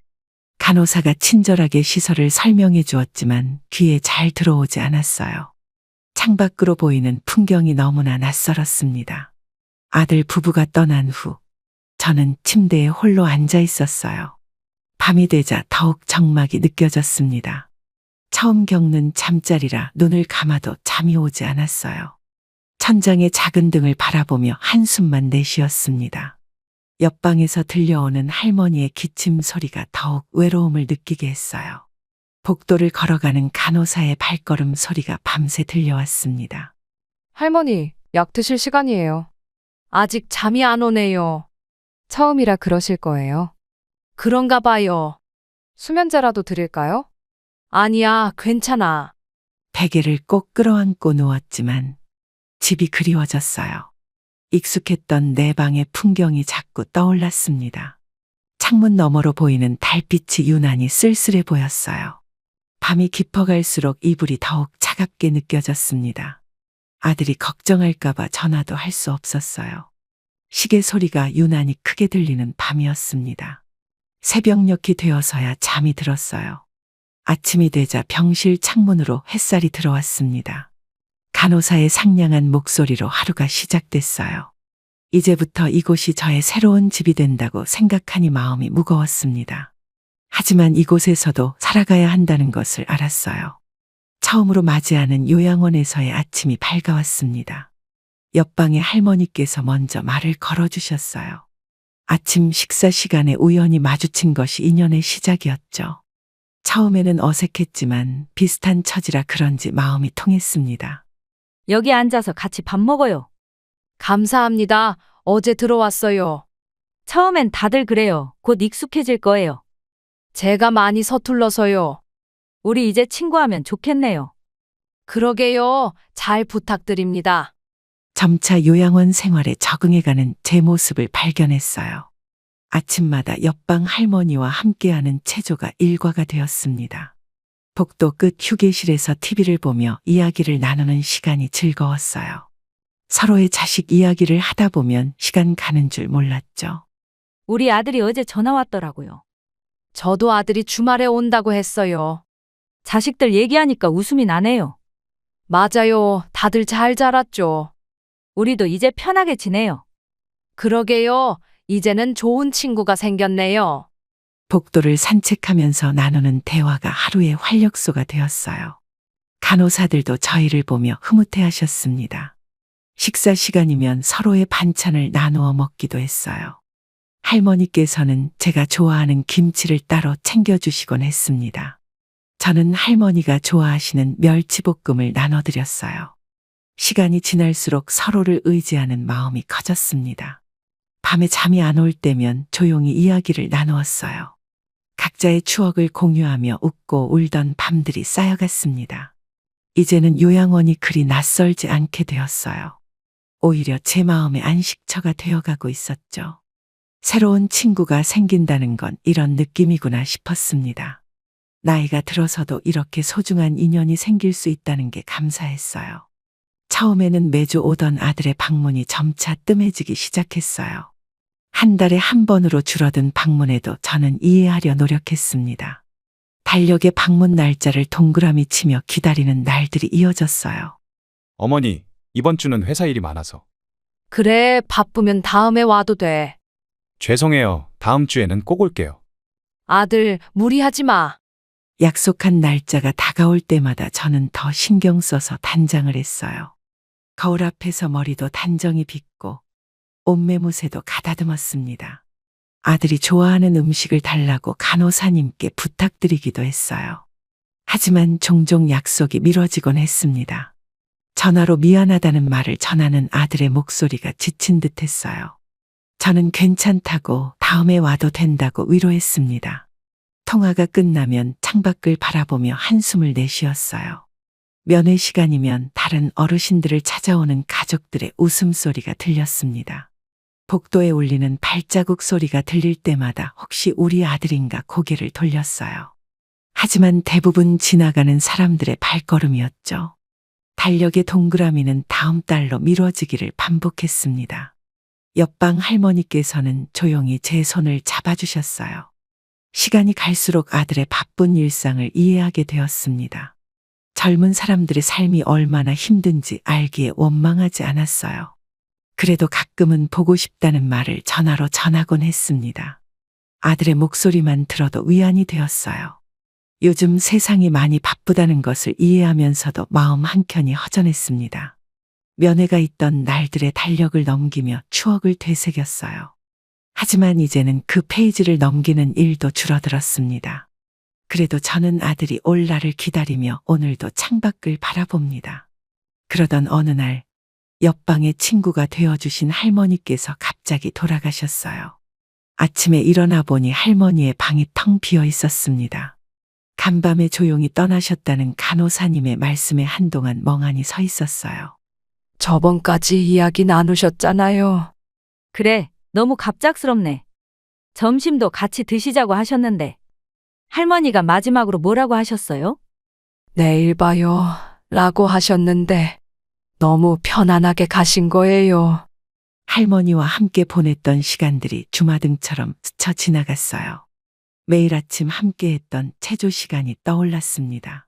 복도 끝 휴게실에서 나누었던 이야기들이 그리워졌어요. 할머니의 빈자리가 이렇게 클 줄 몰랐네요. 식사 시간이면 옆자리가 텅 비어 있어 더욱 쓸쓸했습니다. 할머니가 좋아하시던 멸치볶음을 보면 눈시울이 붉어졌어요.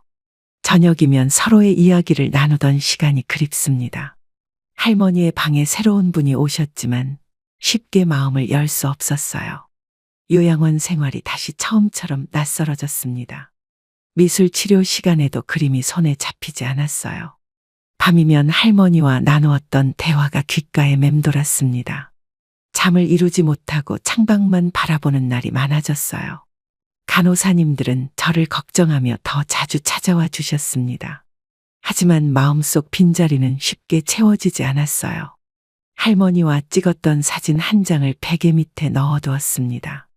가끔 그 사진을 꺼내보며 할머니와의 추억을 되새깁니다. 시간이 지나도 그립고 보고 싶은 마음은 여전해요. 이제는 할머니가 계시던 방 앞을 지날 때마다 살며시 인사를 드립니다. 하늘나라에서는 편안하시겠죠? 저도 언젠가는 할머니를 다시 만나 이야기 나눌 수 있을 거예요. 요즘 들어 관절염이 더 심해졌지만 아들에게 걱정을 끼치고 싶지 않았어요. 아침마다 손가락 마디마디가 뻣뻣하게 굳어왔습니다. 하지만 전화할 때면 밝은 목소리를 내려 노력했어요. 어머니, 요즘 어떠세요? 잘 지내지 걱정하지 마. 병원은 잘 다니시죠? 그럼 간호사님들이 잘 챙겨줘. 몸은 불편하진 않으세요? 아니, 괜찮아. 매일 아침 약을 받으러 갈 때면 복도가 더 멀게 느껴졌어요. 무릎이 아파서 걷는 것도 힘들어졌지만 표정 관리를 했습니다. 간호사님들이 부축해 주실 때면 죄송한 마음이 들었어요. 밤이면 통증 때문에 잠을 설치는 날이 많아졌습니다. 이불 속에서 혼자 앓는 소리를 내기도 했어요. 아들이 면회 올 때는 더 씩씩한 모습을 보여주려 애썼습니다. 약은 잘 챙겨 드시죠? 그래, 하나도 빼먹지 않고 먹어. 식사는 잘하고 계세요? 밥도 잘 먹고 운동도 해. 어머니, 무슨 일 있으시면 꼭 말씀해 주세요. 알았어. 저는 아들 앞에서 절대 아프다는 말을 하지 않았어요. 그저 잘 지내고 있다고 건강하다고 말했습니다. 아들이 걱정할까봐 힘든 내색 한 번 하지 않았어요. 병원비나 약값 때문에 부담될까봐 더 아프지 않으려 했었습니다. 요양원 생활이 힘들다는 말도 하지 않았어요. 아들의 어깨가 무거워질까봐 항상 웃는 얼굴로 맞이했습니다. 하지만 밤이 되면 혼자만의 시간이 더 길어졌어요. 창밖을 바라보며 통증을 견디는 시간이 많아졌습니다. 그래도 아들에게는 늘 괜찮다고 말할 거예요. 아픈 건 제가 견디면 되니까요. 추석이 다가오자 요양원의 분위기가 들떠 있었어요. 다른 어르신들은 하나둘 가족들과 함께 외출을 나가셨습니다. 저는 창가에 앉아 주차장으로 들어오는 차들을 바라보았어요. 어머니, 추석에는 아들이 데리러 오나요? 아마도요. 곧 올 거예요. 그럴까? 복도에는 가족들을 맞이하는 반가운 인사 소리가 가득했어요. 어르신들의 밝은 웃음소리가 여기저기서 들렸습니다. 하지만 저를 찾는 발걸음 소리는 들리지 않았어요. 점심시간이 지나고 오후가 되어도 아들의 연락이 없었습니다. 간호사님이 건네주신 송편을 받아들며 쓸쓸한 미소를 지었어요. 어머니, 이거라도 드세요. 고마워요. 자식 때문에 많이 실망하셨죠? 괜찮아요. 내일은 꼭 오실 거예요. 그렇겠죠. 해가 저물어가는 하늘을 바라보며 한숨이 나왔어요. 다른 어르신들이 하나둘 돌아오시는 모습이 보였습니다. 모두들 행복한 표정으로 추석 나들이 이야기를 나누셨어요. 저는 조용히 방으로 들어와 달빛이 비치는 창가에 앉았습니다. 아들에게 전화라도 해볼까 하다가 손을 멈췄어요. 바쁜 일상에 방해가 될까봐 차마 걸지 못했습니다. 창밖으로 보이는 달이 유난히 크고 밝아 보였어요. 어릴 적 추석이면 아들과 함께 달 구경하던 기억이 떠올랐습니다. 이제는 그런 날들이 추억으로만 남았네요. 밤이 깊어가도 잠은 오지 않았어요. 내년 추석에는 아들이 올까 하는 생각을 하며 밤을 지새웠습니다. 요즘 들어 손떨림이 더 심해져서 식사하기가 힘들어졌어요. 젓가락을 잡으려 해도 자꾸만 손이 떨렸습니다. 밥알 하나를 집어 올리는 것도 쉽지 않았어요. 할머니, 숟가락으로 드시는 건 어떠세요? 아직은 젓가락으로 할 수 있어. 도와드릴까요? 혼자서 해볼게. 천천히 드세요. 다른 어르신들은 식사를 금방 마치는데 저는 더뎌졌어요. 젓가락질이 서툴러져서 옷에 음식을 흘리기도 했습니다. 간호사님들이 걱정스러운 눈빛으로 저를 바라보셨어요. 밥을 먹는 시간이 점점 더 길어졌습니다. 때로는 한 숟가락 뜨는데도 한참이 걸렸어요. 식당에 혼자 남아 식사하는 일이 잦아졌습니다. 식사 시간이 두려워지기 시작했습니다. 하지만 포기하고 싶지는 않았어요. 매일 조금씩이라도 연습하려 노력했습니다. 혼자서라도 끝까지 식사하고 싶었어요. 그래도 내일은 조금 더 나아질 거라는 희망을 가져봅니다. 아들이 오랜만에 면회를 왔다가 우연히 제 일기장을 발견했어요. 침대 옆 서랍에 소중히 보관해 두었던 작은 일기장이었습니다. 저는 잠시 자리를 비웠다가 돌아와 보니 아들이 일기를 읽고 있었어요. 어머니, 별거 아니야. 매일 이렇게 일기를 쓰셨네요. 심심할 때 끄적이는 거야. 왜 말씀해 주시지 않으셨어요? 바쁜 네 생활에 방해될까 봐. 일기장에는 매일 밤 잠들기 전 써내려간 저희 마음이 담겨 있었어요. 추석날 아들을 기다리며 써내려간 글귀들이 있었습니다. 손떨림이 심해져 글씨가 삐뚤빼뚤해진 페이지도 있었어요. 밤마다 찾아오는 외로움을 글로 적어내기도 했죠. 하지만 그 속에는 원망보다는 그리움이 더 컸답니다. 아들은 떨리는 손으로 일기장을 한 장 한 장 넘겼어요. 점점 흐려지는 글씨체를 보며 아들의 눈시울이 붉어졌습니다. 요양원에서의 일상을 꾸준히 기록해온 페이지들이었어요. 어머니, 제가 너무 몰라 배웠네요. 그런 말 하지 마. 죄송해요. 아들은 한참을 일기장을 들여다보았어요. 마지막 페이지까지 읽고 나서야 고개를 들었습니다. 저는 아들의 어깨를 토닥여 주었어요. 일기장이 아들의 마음에 닿을 수 있어서 다행이었습니다. 이제는 더 이상 일기를 쓰지 않아도 될 것 같아요. 아들이 제 마음을 알아주었으니까요. 예고도 없이 아들이 요양원을 찾아왔어요. 평소와 다르게 굳은 표정으로 제 앞에 무릎을 꿇었습니다. 저는 놀란 마음을 진정시키며 아들의 어깨를 잡았어요. 어머니, 죄송합니다. 갑자기 왜 그러니? 제가 불효자였어요. 그런 말 하지 마. 용서해 주세요. 일어나거라. 아들의 눈가에 맺힌 눈물을 보니 마음이 아팠어요. 어릴 적 무릎 다친 아들을 달래주던 기억이 떠올랐습니다. 지금도 그때처럼 아들의 등을 토닥여주고 싶었어요. 한참을 아무 말 없이 아들의 어깨만 잡고 있었습니다. 복도에 비치는 햇살이 따뜻하게 느껴졌어요. 이제부터 잘할게요. 이제는 제가 효도하고 싶어요. 아들의 얼굴에서 어릴 적 모습이 보였어요. 늘 씩씩하던 우리 아들이 이렇게 눈물을 보일 줄은 몰랐습니다. 오히려 제가 더 마음이 아팠어요. 아들의 눈물을 닦아주며 괜찮다고 말해주었습니다. 이제는 더 이상 외롭지 않을 것 같아요. 아들의 진심이 느껴졌기 때문입니다. 오늘따라 요양원의 풍경이 더 밝아 보였어요. 아들과 함께 복도를 거닐며 이야기를 나누었습니다. 처음으로 긴 대화를 나눈 것 같아요. 서로의 마음을 이해하게 된 날이었습니다. 아들이 요양원 퇴원 수속을 밟던 날이었어요. 며칠 전부터 짐을 정리하기 시작했습니다. 몇 달 동안 지내온 방을 둘러보니 감회가 새로웠어요. 어머니, 이제 집으로 가요. 정말 괜찮겠니? 네, 저희가 잘 모실게요. 며느리는 어떡하고? 와이프도 좋아해요. 그래도 요양원에서의 마지막 아침이 밝아왔어요. 창가에서 보던 풍경을 다시 한번 바라보았습니다. 간호사님들이 환한 미소로 배웅해 주셨어요. 짐을 정리하면서 이곳에서의 추억이 하나둘 떠올랐습니다. 옆방 할머니와 나누었던 이야기들이 생각났어요. 미술 치료실에서 그렸던 그림들을 조심스레 챙겼습니다. 할머니, 건강하세요. 그동안 감사했어요. 또 놀러 오세요. 잘 지내세요. 보고 싶을 거예요. 안녕히 계세요. 요양원을 나서는 발걸음이 살짝 떨렸어요. 아들이 제 팔을 부축하며 천천히 걸었습니다. 주차장에 세워진 차까지 가는 길이 새삼 낯설었어요. 며느리가 차 안에서 환한 미소로 맞아주었습니다. 이제 다시 가족들과 함께 살 생각을 하니 설렜어요. 차창 밖으로 요양원 건물이 점점 작아져 갔습니다. 새로운 시작을 알리는 봄날의 햇살이 따뜻했어요. 집으로 가는 길에 아들과 며느리의 웃음소리가 차 안을 가득 채웠습니다. 모든 게 꿈만 같았어요. 이제 새로운 일상이 시작될 것 같습니다. 집의 2층을 제 전용 공간으로 개조했다는 소식을 들었어요. 아들과 며느리가 깜짝 선물이라며 저를 2층으로 안내했습니다. 계단을 오르는 순간 넓은 창문으로 들어오는 햇살이 눈부셨어요.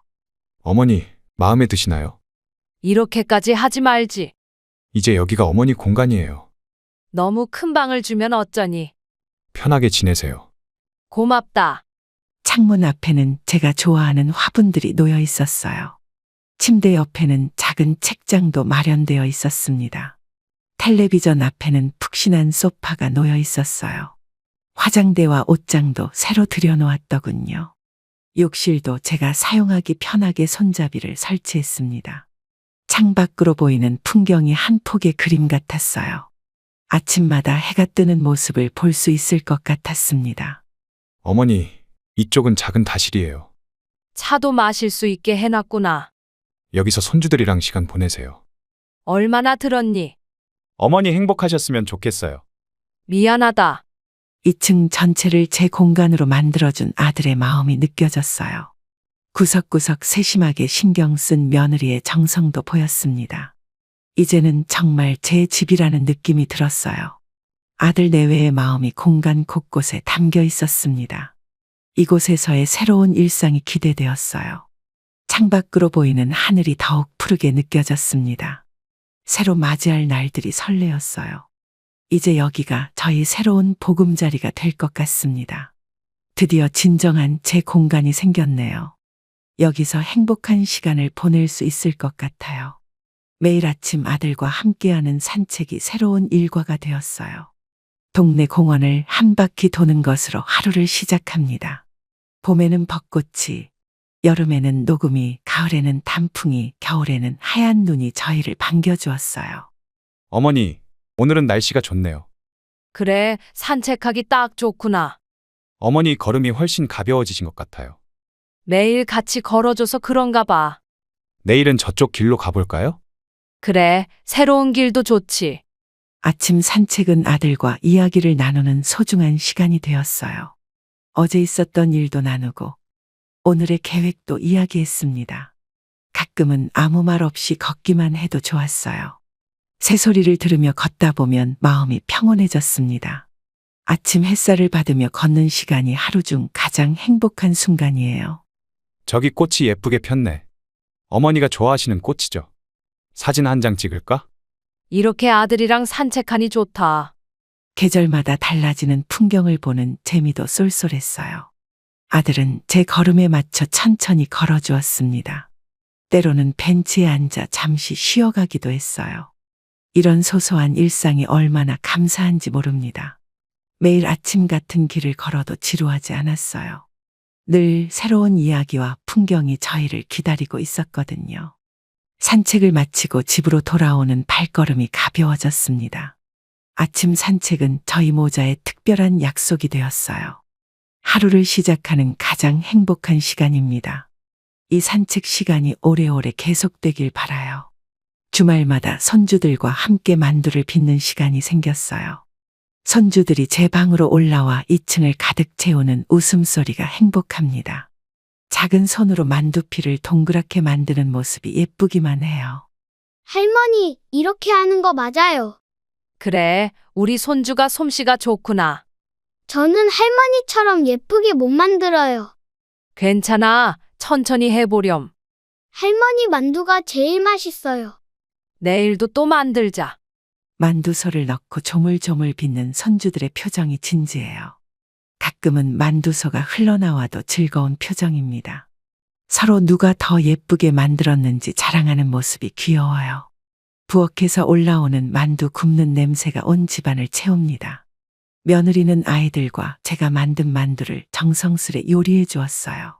할머니, 이번엔 김치만두 만들어요. 다음엔 군만두도 먹고 싶어요. 할머니랑 만두 만드는 게 제일 재미있어요. 저는 할머니 이야기 듣는 게 좋아요. 우리 손주들이 참 착하구나. 삶은 때로 우리가 예상치 못한 방향으로 흘러갑니다. 제가 겪은 이 이야기처럼 가장 가까운 사람들에게서 상처를 받을 때도 있습니다. 하지만 이런 경험이 있었기에 진정한 제 모습을 찾을 수 있었습니다. 큰 집에서의 불안한 하루보다 작은 원룸에서의 평화로운 하루가 더 값진 것임을 깨달았습니다. 자식을 위해 모든 것을 희생하는 것이 부모의 도리라고 생각했던 저의 믿음도 바뀌었습니다. 부모도 한 사람의 인간으로서 자신만의 삶이 필요하다는 것을 이제야 알게 되었습니다. 내 삶의 주인공은 결국 나 자신이어야 한다는 평범한 진리를 늦게나마 깨달았습니다. 이제는 시장 골목의 소소한 일상에서 행복을 찾습니다. 작은 화분을 가꾸며 나의 하루를 소중히 여기는 법을 배웠습니다. 여러분도 주저하지 마시고 자신의 행복을 찾아 떠나시기 바랍니다. 늦었다고 생각할 때가 가장 빠른 때라고 합니다. 지금 이 순간부터라도 여러분 자신을 위한 삶을 시작하세요. 오늘의 사연은 아들 며느리가 갑자기 효도 여행을 보내주면서 일어나는 충격적인 이야기입니다. 과연 이들 가족에게 무슨 일이 일어난 걸까요? 영상 시청 전 구독과 좋아요 그리고 알림 설정은 큰 힘이 됩니다. 그럼 바로 시작하겠습니다. 남편의 병세가 심각해진 지 벌써 1년이 다 되어 갑니다. 날이 갈수록 쇠약해지는 모습을 바라보며 매일 밤 끓여드리는 죽조차 제대로 넘기지 못하시는 모습에 저희 마음도 함께 아팠습니다. 병실에서의 마지막 시간이었습니다. 남편은 힘겹게 손을 들어 저희 손을 잡으셨고 마지막 가는 길에서도 저를 먼저 걱정하시는 모습에 눈물이 흘렀습니다. 여보, 이제는 좀 편히 쉬어요. 자네에게 미안해. 이제는 혼자 남겨두고 떠나야 하니? 무슨 말씀을 그렇게 하세요. 제가 잘 살아갈게요. 남편의 마지막 유언은 저를 위한 당부였습니다. 평생을 함께한 남편은 마지막 순간까지도 저를 걱정하는 마음뿐이었습니다. 재산 전부 당신 앞으로 해놨으니 당신이 알아서 쓰게. 여보, 그런 말씀 마시고 조금만 더 버텨보세요. 우리 아들 성격 당신이 잘 알지 않나? 돈 문제로 자네한테 괴롭히면 안 되니까. 마지막 숨을 거두기 직전 남편은 힘겹게 손을 들어 제 얼굴을 쓰다듬었습니다. 그 손길에서 전해지는 따뜻함이 아직도 생생합니다. 병실 안에는 아들 부부도 있었지만 남편은 끝내 저에게만 재산을 맡기겠다는 뜻을 밝히셨습니다. 평소 돈 문제로 말썽이 많았던 아들을 누구보다 잘 알고 계셨기 때문일 것입니다. 간호사가 병실에 들어와 남편의 상태를 체크하면서 저에게 작은 목소리로 말을 건넸습니다. 어머님, 이제 말씀하시기 힘드실 것 같아요. 편히 쉬시게 해드리는 게 좋겠습니다. 네, 알겠습니다. 마지막 순간이 다가오고 있다는 것을 직감했습니다. 남편의 손을 잡고 있던 저의 손에서 점점 온기가 사라져가는 것이 느껴졌습니다. 아들과 며느리는 병실 한켠에서 조용히 지켜보고만 있었습니다. 평소 아버지와의 관계가 좋지 않았던 탓인지 아들의 표정에서는 큰 동요를 찾아볼 수 없었습니다. 그렇게 저희 평생의 동반자였던 남편은 조용히 눈을 감으셨습니다. 40년이라는 긴 세월을 함께했던 사람이 이렇게 쉽게 떠나버린다는 게 믿기지 않았습니다. 장례 절차가 시작되고 문상객들이 하나둘 찾아오기 시작했습니다. 저는 정신없이 조문객들을 맞이하느라 제대로 된 슬픔조차 느낄 겨를이 없었습니다. 어머니, 제가 하겠습니다.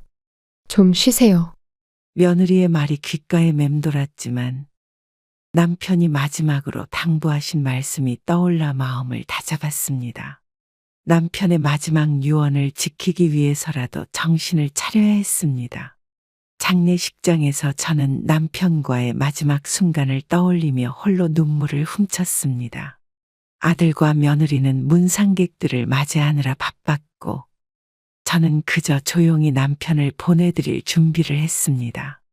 장례를 치르고 난 후 집안의 공기가 무겁게 느껴졌습니다. 빈자리가 주는 적막감이 이렇게 클 줄 몰랐습니다. 평소에는 한 달에 한 번 정도 얼굴을 비추던 아들 부부가 갑자기 매일같이 찾아오기 시작했습니다. 특히 며느리는 매일 아침마다 제가 좋아하는 과일을 사들고 왔습니다. 어머님, 요즘 많이 괴로우시죠? 어머니, 제가 반찬 해드릴게요. 냉장고 좀 볼게요. 어머님, 영양제랑 보약 좀 지어왔어요. 며느리의 갑작스러운 살가움이 낯설게 느껴졌습니다. 남편이 살아계실 때는 한 번도 보이지 않던 모습이었기 때문입니다. 아들도 퇴근 후면 어김없이 찾아와 저희 안부를 물었습니다. 휴대폰으로 식사는 하셨는지 불편한 곳은 없으신지 수시로 확인했죠. 엄마, 요즘 잠은 좀 주무세요? 엄마, 우리가 이제부터라도 잘할게. 갑작스러운 변화가 의아했지만 한편으로는 자식들이 이제야 부모된 마음을 알게 된 건가 싶어 위안이 되기도 했습니다. 아침이면 며느리가 청소를 한다며 집안 구석구석을 살피고 저녁이면 아들이 찾아와 이런저런 집안일을 도와주겠다고 나섰습니다. 서류가 있는 서랍장을 정리한다며 며느리가 꺼내보는 서류들이 눈에 띄었지만 그저 며느리의 호의로 받아들이려 했습니다. 평소 연락도 뜸했던 아들이 매일 전화를 걸어오기 시작했고 주말이면 손자까지 데리고 와서 함께 시간을 보내려 했습니다. 어머님, 저희 집에서 같이 사시는 건 어떠세요? 엄마, 우리가 모시고 살면 좋잖아. 어머님, 이제 저희가 효도하게 해주세요. 처음에는 이런 변화가 반가웠지만 점차 뭔가 석연찮은 기분이 들기 시작했습니다.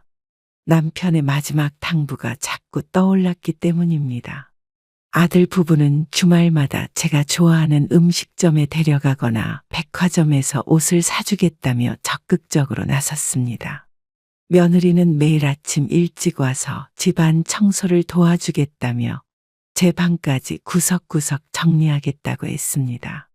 서류함과 서랍장을 정리한다며 뒤적이는 모습이 불편하게 느껴졌지만 차마 말을 꺼내지 못했습니다. 전에 없던 살가운 행동들이 오히려 저를 불안하게 만들었습니다. 남편의 마지막 당부가 자꾸만 머릿속을 맴도는 것도 그 때문이었을 것입니다. 아들 내외의 갑작스러운 방문이 잦아질수록 왠지 모를 불안감이 커져갔습니다.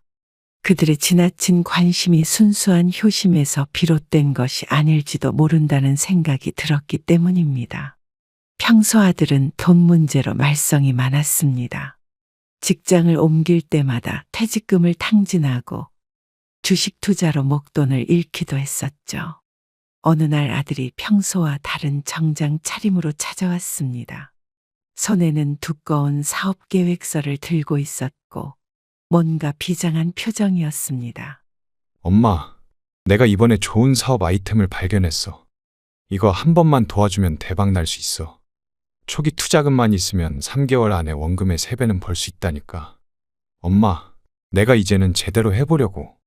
엄마가 투자해주면 매달 이익금 다 갖다 드릴게. 이번이 마지막 기회야. 엄마 제발. 이번에도 평소처럼 즉흥적인 투자겠거니 생각했는데 아들의 태도가 심상치 않았습니다.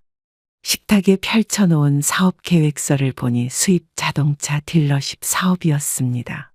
초기 투자금으로 5억이 필요하다고 했죠. 저는 아들의 사업 제안을 단호하게 거절했습니다. 지금까지 아들이 저지른 실수들이 떠올랐기 때문입니다. 아들의 표정이 순식간에 일그러졌습니다. 평소에 온화하던 모습은 온데간데 없이 사라졌죠. 거실 탁자 위에 놓여있던 사업계획서를 집어들더니 바닥에 내팽개쳤습니다. 그동안 쌓아왔던 가식적인 효심이 순식간에 무너져 내리는 순간이었습니다. 엄마는 내가 뭘 해도 안 믿어주지. 분을 참지 못하고 현관문을 쾅 닫고 나가는 아들의 뒷모습을 바라보며 한숨이 나왔습니다. 얼마 지나지 않아 며느리에게서 전화가 왔습니다. 아들의 사업 계획이 얼마나 탄탄한지 설득하려 했지만 저는 단호했습니다. 남편의 마지막 당부가 이런 상황을 예견한 것이었나 싶어 마음이 무거워졌습니다. 그날 이후 아들은 다시 연락도 오지 않고 발길도 끊었습니다. 매일같이 찾아오던 며느리의 모습도 보이지 않았죠. 한 달 뒤 우연히 마주친 동네 이웃에게서 아들이 다른 투자자를 찾아다닌다는 소식을 들었습니다. 결국 투자를 받지 못한 아들의 사업 계획은 무산되었고 저는 그제서야 안도의 한숨을 내쉬었습니다. 가끔 아들의 예전 모습이 떠오르면서 마음이 아팠지만 이것이 남편과 제가 선택할 수 있는 최선이었음을 믿었습니다. 돈 때문에 변해버린 아들을 보며 남편이 마지막으로 당부했던 말씀의 의미를 더욱 깊이 이해하게 되었습니다. 아들의 사업 투자 요청을 거절한 지 한 달이 지났을 무렵 며느리가 찾아왔습니다. 평소와는 다르게 명품 가방을 메고 외제차를 몰고 왔더군요. 동네 마트에서 장을 보고 돌아오는 길이었는데 아파트 주차장에서 낯선 외제차가 제 앞을 가로막았습니다. 차에서 내린 사람은 며느리였죠. 어머님, 제가 얼마나 속상한지 아세요? 저희가 얼마나 힘들게 사는지 모르시나 봐요. 어머님 댁에는 돈이 그렇게 많은데 자식 좀 도와주시면 안 되나요? 저희 애도 이제 중학생인데 학원비도 제대로 못 보내고 있어요. 어머님, 저희 살림이 너무 어려워서 그래요. 이번 달 카드값도 연체되고 은행에서 자꾸 독촉 전화가 와요. 명품으로 치장하고 비싼 차를 몰고 다니면서 생활비가 부족하다는 말이 어떻게 나올 수 있는지 이해할 수 없었습니다. 며느리는 눈물까지 보이며 호소했지만 저는 단호하게 거절의 뜻을 전했습니다. 차 안에는 백화점 쇼핑백이 가득했고 손목에는 새로 산 듯한 명품 시계가 반짝였습니다. 며느리의 행동이 의심스러웠습니다. 평소 검소하게 살던 며느리가 갑자기 사치스러운 생활을 하는 것도 이상했고 돈이 없다며 도움을 요청하는 것도 앞뒤가 맞지 않았습니다. 주차장에서 마주친 이웃들이 수군거리는 소리가 들렸습니다. 창피함에 얼굴이 화끈거렸죠. 며느리는 결국 제 마음을 돌리지 못하고 떠났지만 떠나기 전 던진 말이 제 마음에 큰 상처를 남겼습니다. 어머님, 나중에 후회하실 거예요. 그날 이후로 며느리는 더 이상 찾아오지 않았습니다. 대신 이웃들을 통해 며느리가 저를 험담하고 다닌다는 소식이 들려왔죠. 주변 이웃들은 제가 자식들한테 너무 박하다며 수군거렸지만 저는 남편의 유언을 지키는 것이 옳다고 믿었습니다. 아들과 며느리의 행동이 이상해질수록 남편의 마지막 당부가 더욱 의미심장하게 다가왔습니다. 매일 아침 산책을 하면서 만나는 이웃 할아버지가 계십니다. 함께 걷다 보면 서로의 근황을 나누게 되는데 오늘은 유독 마음이 무거웠습니다. 아들 내외의 변한 모습이 너무 서운해서 할아버지께 속마음을 털어놓았습니다. 공원 벤치에 앉아 이야기를 나누는 동안 할아버지는 조용히 저희 말을 들어주셨죠. 요즘 아들 내외가 많이 달라졌어요. 돈 때문에 사람이 이렇게 변할 수 있나요? 남편이 살아있을 때는 이러지 않았는데 제가 너무 냉정한 걸까요? 자식이라고 다 믿어선 안 되는 걸까요? 할아버지는 오랜 침묵 끝에 본인의 경험담을 들려주셨습니다. 비슷한 경험이 있으셨던 모양입니다. 할아버지의 자녀들도 재산 문제로 크게 다툰 적이 있다고 하셨습니다. 그때의 아픔이 아직도 가시지 않았다고 하시더군요. 저의 이야기를 들으시더니 할아버지는 남편의 판단이 옳았다고, 제가 잘 버티고 있다고 격려해 주셨습니다. 이웃들의 따가운 시선이 버겁지만 할아버지의 위로가 큰 힘이 되었습니다. 사람이 늙으면 자식보다 이웃이 더 가까울 수도 있더라고요. 할아버지의 이 말씀이 마음에 깊이 와닿았습니다. 혈육이라고 해서 무조건 믿어선 안 된다는 것을 새삼 깨달았죠. 산책을 마치고 집으로 돌아오는 길에 이웃들과 마주쳤지만 더 이상 그들의 시선이 신경 쓰이지 않았습니다. 남편의 마지막 당부를 지키는 것, 그것이 제가 할 수 있는 최선이라는 확신이 들었습니다. 할아버지와의 대화 덕분에 마음의 짐을 조금은 덜 수 있었습니다. 때로는 혈육보다 이웃이 더 위로가 된다는 것을 처음 알았죠. 어느 날 오후, 제가 잠시 마트에 장을 보러 나간 사이 며느리가 집에 들어와 있었습니다. 현관문을 열고 들어가니 안방에서 쏟아지는 물건 소리가 들렸죠. 급히 안방으로 들어가 보니 며느리가 서랍장과 장롱을 뒤지고 있었습니다. 옷가지들이 바닥에 널브러져 있었고 서류들도 여기저기 흩어져 있었죠. 아니, 여기서 뭐 하는 거야? 어머님, 어디 가셨다 오셨어요? 제가 어머님 방 청소를 좀 해드리려고요. 어머님 방이 너무 지저분해 보여서요. 어머님도 연세가 있으시니까 제가 도와드려야죠. 순간 등골이 오싹해졌습니다. 며느리의 말투는 공손했지만 행동은 전혀 그렇지 않았습니다. 바닥에 흩어진 서류들을 보니 대부분 은행 관련 서류들이었습니다. 통장과 도장을 찾으려 했다는 게 분명했죠. 서랍 맨 아래 칸이 열려 있었는데 그곳은 제가 평소 중요한 서류들을 보관하던 곳이었습니다. 다행히 통장과 도장은 제가 따로 보관하고 있었지만 며느리의 의도가 너무나 분명해 보였습니다. 당장 이 집에서 나가. 단호하게 말했더니 며느리는 순간 당황한 기색을 보였습니다. 하지만 이내 태어난 척했죠. 흩어진 서류들을 정리하면서 며느리의 행동을 되새겨보니 분명 계획적인 것 같았습니다. 제가 평소 마트에 가는 시간을 알고 있었던 며느리가 그 틈을 노린 것이 분명했습니다. 그날 이후 며느리의 방문은 완전히 끊겼지만 마음 한구석이 불안해졌습니다. 앞으로 또 어떤 일이 벌어질지 모른다는 생각에 잠을 이루기가 어려웠죠. 며느리를 집에서 쫓아낸 지 일주일 후 아들이 갑자기 찾아왔습니다. 평소와는 다르게 정중한 태도로 저를 대하더군요. 거실에 앉아 차를 마시는데 아들이 조심스럽게 말을 꺼냈습니다. 손에는 베트남 여행 팸플릿을 들고 있었죠. 엄마, 내가 효도 관광 한번 보내드리려고 해요. 베트남이 요즘 한국 노인분들 사이에서 인기라던데. 리조트도 미리 예약해놨어요. 엄마, 그동안 제가 많이 서운하게 해드려서 죄송해요. 이번 여행으로 마음을 풀어주세요. 모든 비용은 제가 다 부담할게요. 이제부터 진짜 효도하는 아들이 될게요. 아들의 갑작스러운 제안이 의심스러웠지만 한편으로는 마음을 돌린 것인가 하는 생각도 들었습니다. 팸플릿 속 리조트 사진들을 보여주며 아들은 열심히 설명했습니다. 휴양지의 모습들이 꽤나 매력적으로 보였죠. 하지만 얼마 전 며느리의 행동이 떠올라 선뜻 결정을 내리지 못했습니다. 아들은 계속해서 저를 설득했고 결국 저는 고민 끝에 여행을 가기로 결정했습니다.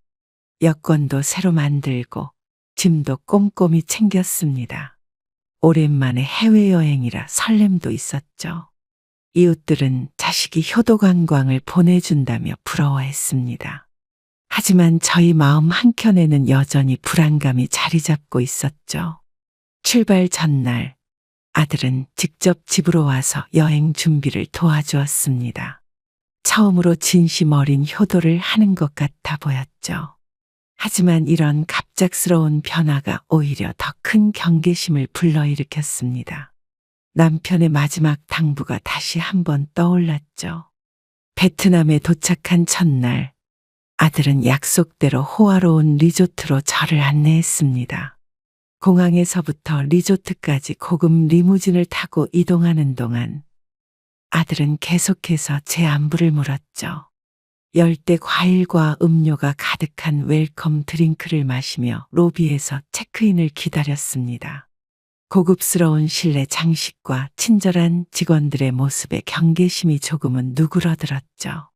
엄마, 방은 오션뷰로 예약했어요. 룸서비스도 24시간 가능하니까 필요하면 언제든 주문해요. 스파 예약도 해놨으니까 내일 편하게 즐기세요. 여기 직원들이 다 한국말을 할 수 있으니까 불편하실 거 없어요. 저녁은 뷔페에서 드시면 돼요. 내일은 제가 시내 구경도 시켜드릴게요. 엄마, 마음에 드세요? 방으로 안내받아 들어가 보니 창밖으로 에메랄드빛 바다가 눈부시게 펼쳐져 있었습니다. 침구도 고급스러웠고 어메니티도 최고급이었죠. 아들은 저녁 식사 때까지 계속 곁에서 살뜰히 챙겨주었습니다. 오랜만에 느끼는 자식의 따뜻한 마음에 잠시나마 행복을 느꼈죠. 리조트 레스토랑에서 먹은 저녁 식사는 정말 훌륭했습니다. 아들은 제가 좋아하는 음식들을 일일이 설명해가며 접시에 담아주었죠. 발코니에 앉아 야자수 너머로 지는 석양을 바라보며 이런 날이 또 있을까 생각했습니다. 하지만 평소와는 다른 아들의 지나친 친절이 오히려 불안감을 키웠습니다. 남편의 마지막 당부가 자꾸만 머릿속을 맴돌았죠. 혹시 모를 상황에 대비해 여권과 현금도 따로 보관했죠. 첫날 밤 호화로운 객실에 누워 있으면서도 쉽게 잠을 이루지 못했습니다. 아들의 갑작스러운 효도가 마음에 걸렸기 때문입니다. 둘째 날 저녁, 아들은 저를 현지 야시장으로 데려갔습니다. 낯선 풍경과 이국적인 향신료 냄새가 코끝을 자극했죠. 베트남 현지 음식을 맛보며 시장을 구경하던 중 아들이 갑자기 휴대폰을 꺼내 들었습니다. 통화를 하더니 저에게 말을 걸었죠. 엄마, 잠깐만 여기서 기다려 계세요. 제가 금방 올게요. 저기 보이는 가게에서 엄마가 좋아하는 망고 사올게요. 이 자리에서 꼭 기다리세요. 여기가 제일 안전하니까 절대 다른 곳으로 가지 마세요. 30분만 기다리시면 돼요. 금방 올게요. 사람들로 북적이는 시장 한복판에 저는 홀로 남겨졌습니다. 주변에는 현지인들만 가득했고 한국인의 모습은 찾아볼 수 없었죠. 30분이 지나도 아들은 돌아오지 않았습니다. 불안한 마음에 아들에게 전화를 걸었지만 받지 않았죠. 주변 상인들에게 아들의 행방을 물어보려 했지만 언어가 통하지 않아 더욱 답답했습니다. 야시장의 조명이 하나둘 꺼지기 시작했고 사람들도 점점 줄어들었습니다. 한밤중이 되어가는데도 아들은 나타나지 않았죠. 저는 그제서야 이 모든 것이 계획된 일이라는 걸 깨달았습니다. 남편의 마지막 당부가 머릿속을 스쳐 지나갔죠. 주변 가게들이 문을 닫기 시작했고 거리는 점점 더 어두워졌습니다. 저는 그저 그 자리에 서서 떨고 있을 수밖에 없었습니다. 낯선 도시의 야시장에 홀로 남겨진 채 저는 공포와 배신감에 휩싸였습니다. 하늘에서는 비까지 내리기 시작했죠. 폭우가 쏟아지는 거리에서 저는 우산도 없이 비를 맞아야 했습니다. 야시장 주변의 상점들은 모두 문을 닫았고 거리에는 취객들만이 휘청거리며 지나갔죠. 낯선 남자들이 다가와 뭐라고 말을 걸었지만 무슨 말인지 알 수 없었습니다. 겁에 질린 저는 그저 고개를 숙인 채 걸음을 재촉할 수밖에 없었죠. Where you go?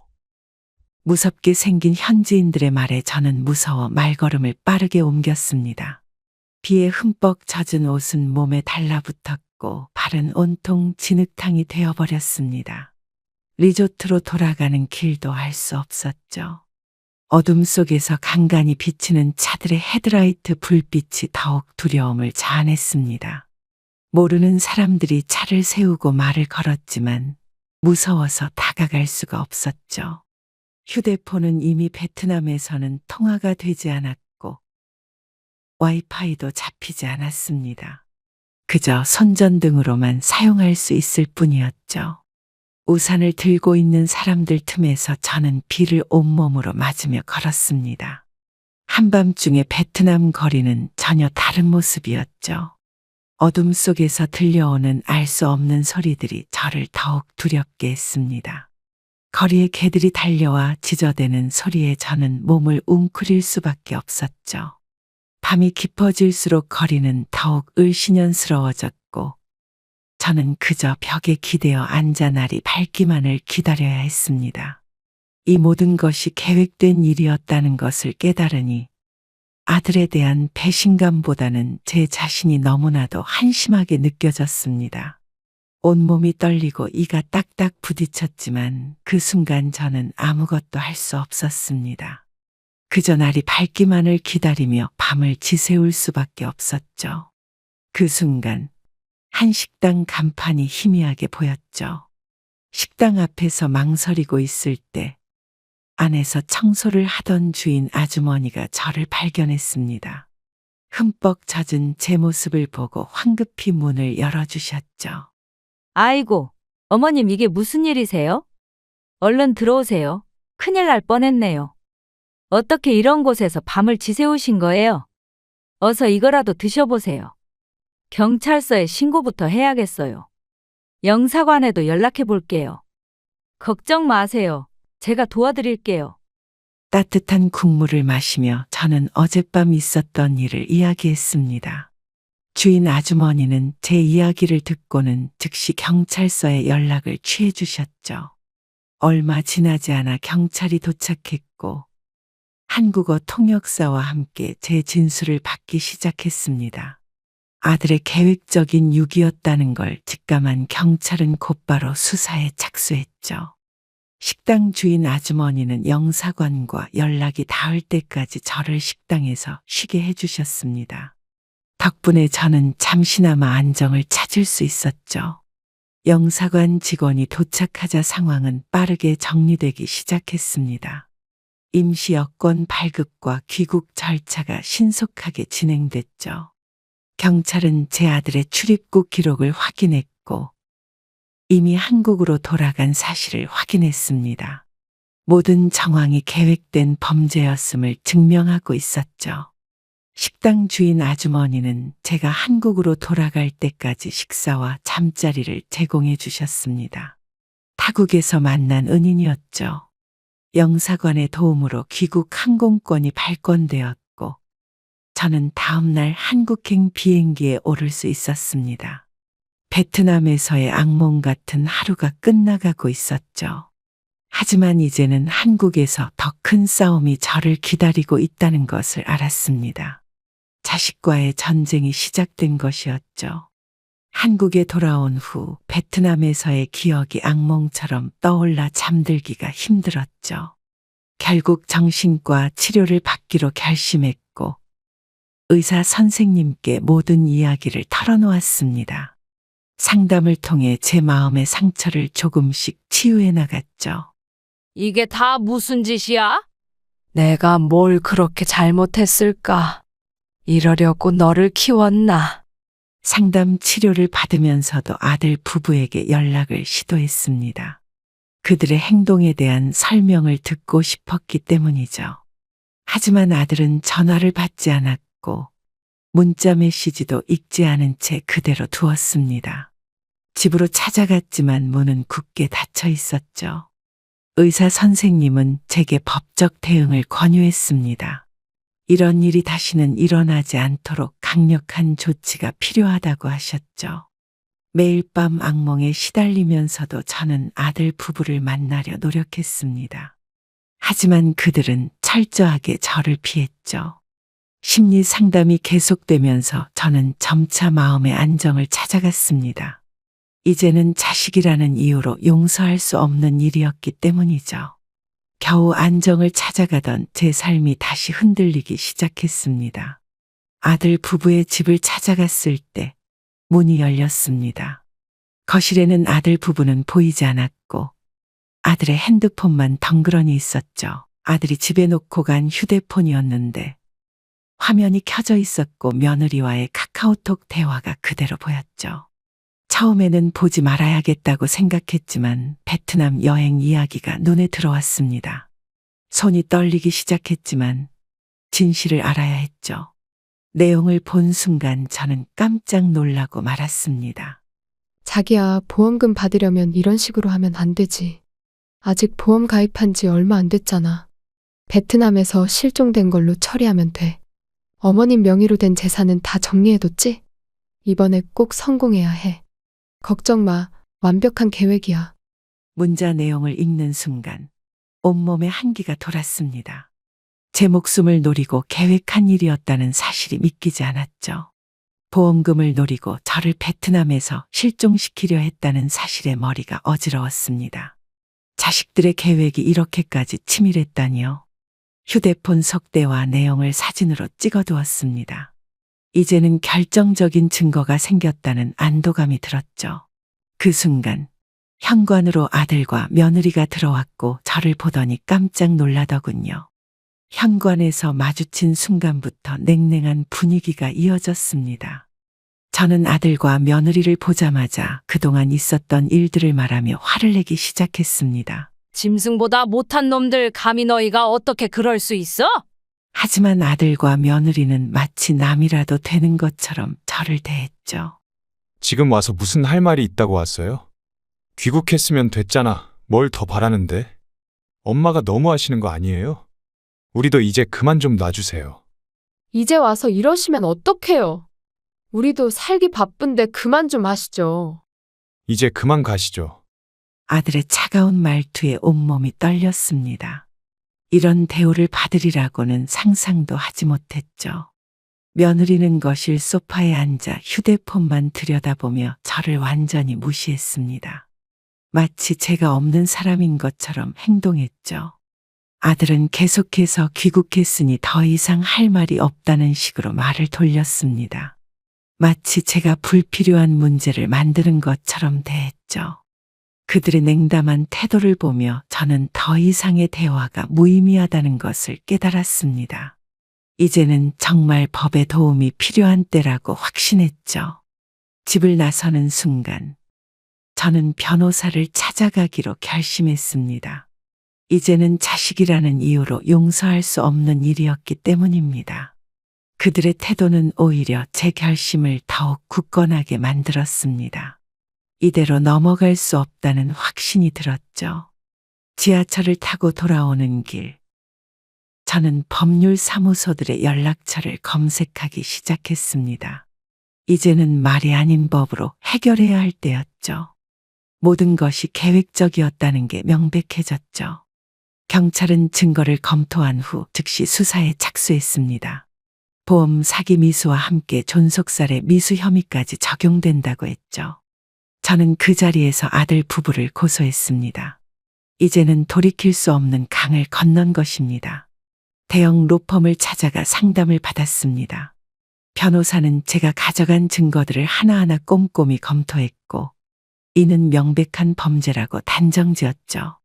상담실에서 변호사와 마주 앉아 이야기를 나누는 동안 제 마음은 이상하게도 평온했습니다. 이제는 정의를 바로 세워야 할 때라고 느꼈죠. 이건 명백한 존속살해 미수죄입니다. 증거가 확실해서 승소 가능성이 매우 높습니다. 유기죄도 추가로 적용할 수 있습니다. 보험 사기 미수 혐의도 있네요. 아드님 부부는 중형을 피하기 어려울 것 같습니다. 이제 법적 절차를 시작하시죠. 저희가 끝까지 함께 하겠습니다. 변호사의 설명을 들으며 저는 아들에 대한 상속권 포기 절차도 진행하기로 했습니다. 이제는 더 이상 모자 관계를 유지할 수 없다고 판단했죠. 고소장이 접수되고 수사가 본격적으로 시작되었습니다. 경찰 조사 결과 아들 부부는 범행을 전면 부인했지만 증거들이 하나둘 쌓이면서 결국 자백하게 되었습니다. 아들과 며느리는 구속 수감되었고 저는 마지막 재판을 앞두고 있었습니다. 이제는 되돌릴 수 없는 강을 건넌 것이었죠. 변호사는 이 사건이 가족 간의 보험 사기 미수 사건의 대표적 사례가 될 것이라고 말했습니다. 그만큼 충격적인 사건이었던 거죠. 법적 절차가 진행되는 동안 저는 남편의 재산을 어떻게 할지 깊이 고민했습니다. 더 이상 자식에게 물려줄 수 없다는 것은 분명했죠. 우연히 TV에서 교육 기회를 얻지 못한 청소년들의 이야기를 보게 되었습니다. 그들의 사연을 들으며 무언가 결심이 섰죠. 그동안 많이 고민하셨을 텐데요. 장학재단 설립은 정말 의미 있는 선택이 될 거예요. 어려운 학생들에게 희망이 될 수 있죠. 저희가 행정적인 절차를 도와드리겠습니다. 재단 설립 후에도 계속 자문해 드릴게요. 이런 결정을 하시다니 정말 존경스럽습니다. 앞으로도 저희가 함께 하겠습니다. 남편이 평생 일구어온 재산이 의미 있게 쓰일 수 있다는 생각에 마음이 편안해졌죠. 재단 설립 준비 과정에서 많은 전문가들을 만났습니다. 그들의 도움으로 재단의 방향성을 구체화할 수 있었죠. 특히 저소득층 청소년들의 학업을 지원하는 것을 주요 목표로 정했습니다. 교육을 통해 자신의 꿈을 이룰 수 있도록 돕고 싶었죠. 재단 이사회도 공정하고 투명하게 구성했습니다. 교육계 전문가들과 사회복지사들을 이사진으로 모셨죠. 장학생 선발 기준도 꼼꼼히 마련했습니다. 성적뿐만 아니라 학생들의 열정과 의지를 중요하게 보기로 했죠. 이렇게 새로운 시작을 준비하면서 저는 오히려 마음의 상처가 치유되는 느낌을 받았습니다.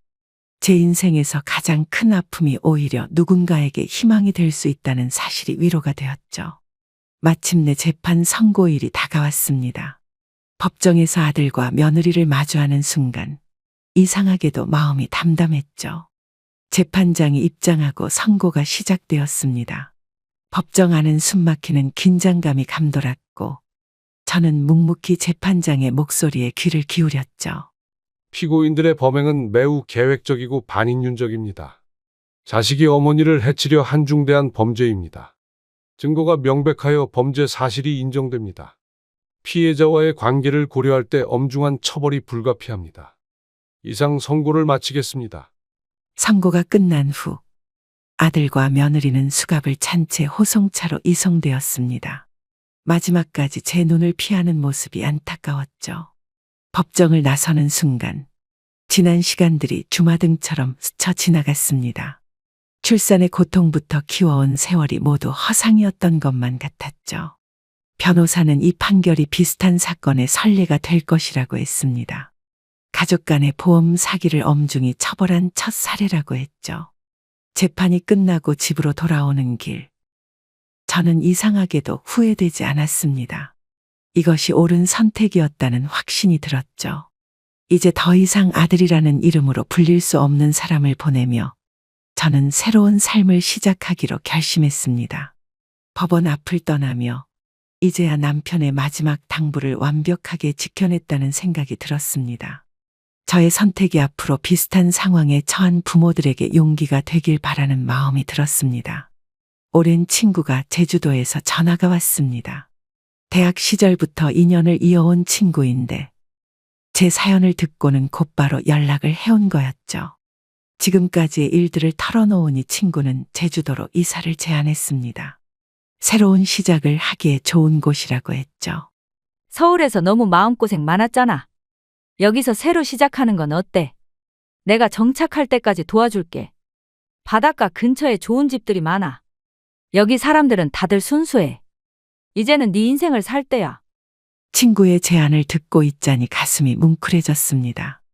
혼자가 아니라는 생각에 용기가 생겼죠.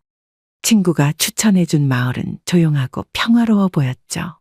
바닷가가 보이는 작은 집을 계약했습니다. 창문 너머로 보이는 푸른 바다가 저의 마음을 치유해 줄 것 같았죠. 서울 생활을 정리하는 데는 생각보다 시간이 오래 걸리지 않았습니다. 오히려 홀가분한 마음이 들었죠.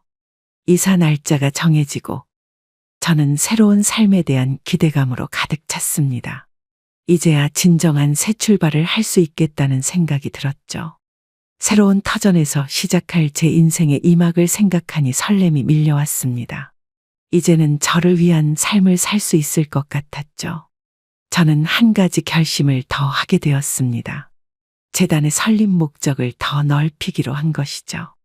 현지 복지관에서 만난 사회복지사와 이야기를 나누던 중 노인과 어린이들을 위한 지원의 필요성을 깨달았습니다. 요즘 홀로 계신 어르신들이 많으세요. 경제적 어려움을 겪는 아이들도 많고요. 할머님의 이야기가 많은 분들에게 힘이 될 것 같아요. 재단의 지원 범위를 넓히면 좋겠습니다. 어르신들을 위한 프로그램도 만들면 어떨까요? 아이들과 어르신들이 함께하는 프로그램도 좋을 것 같아요. 저희가 행정적인 도움을 드리겠습니다. 장학재단의 사업 영역을 확대하기 위해 전문가들과 상담을 시작했습니다. 노인복지와 아동복지를 함께 아우르는 방안을 모색했죠. 지역 특성에 맞는 프로그램을 개발하기 위해 현장의 목소리에 귀 기울였죠. 특히 독거노인들을 위한 프로그램 개발에 많은 관심을 기울였습니다. 제가 겪었던 아픔을 통해 그분들의 마음을 더 잘 이해할 수 있었기 때문이죠. 아이들과 노인들이 함께 어울릴 수 있는 세대 통합 프로그램도 기획했습니다. 서로가 서로에게 힘이 되어줄 수 있다고 믿었죠. 재단의 새로운 방향성이 잡히면서 저희 마음도 더욱 단단해졌습니다. 이제는 제 경험이 다른 이들에게 도움이 될 수 있다는 확신이 들었죠. 상처는 아직 남아있지만 그 상처마저도 누군가에게는 희망이 될 수 있다는 걸 알게 되었죠. 모든 일에는 이유가 있다고 생각합니다. 남편의 마지막 당부가 아니었다면 저는 아마도 더 큰 화를 당했을지도 모르죠. 살면서 누구나 힘든 순간을 맞이하게 됩니다. 저처럼 자식에게 배신당하는 아픔을 겪는 분들도 계실 거예요. 하지만 포기하지 마시기 바랍니다. 그 아픔을 이겨내고 새로운 삶을 시작할 수 있다는 걸 제가 직접 경험했기 때문에 말씀드릴 수 있습니다. 저는 이제 자식이 없는 대신 전국의 수많은 장학생들이 제 자식이 되었습니다. 복지관에서 만나는 어르신들과 아이들이 제 새로운 가족이 되었죠. 인생은 생각보다 길지 않습니다. 하지만 동시에 새로 시작하기에 너무 늦은 때도 없다는 걸 깨달았습니다.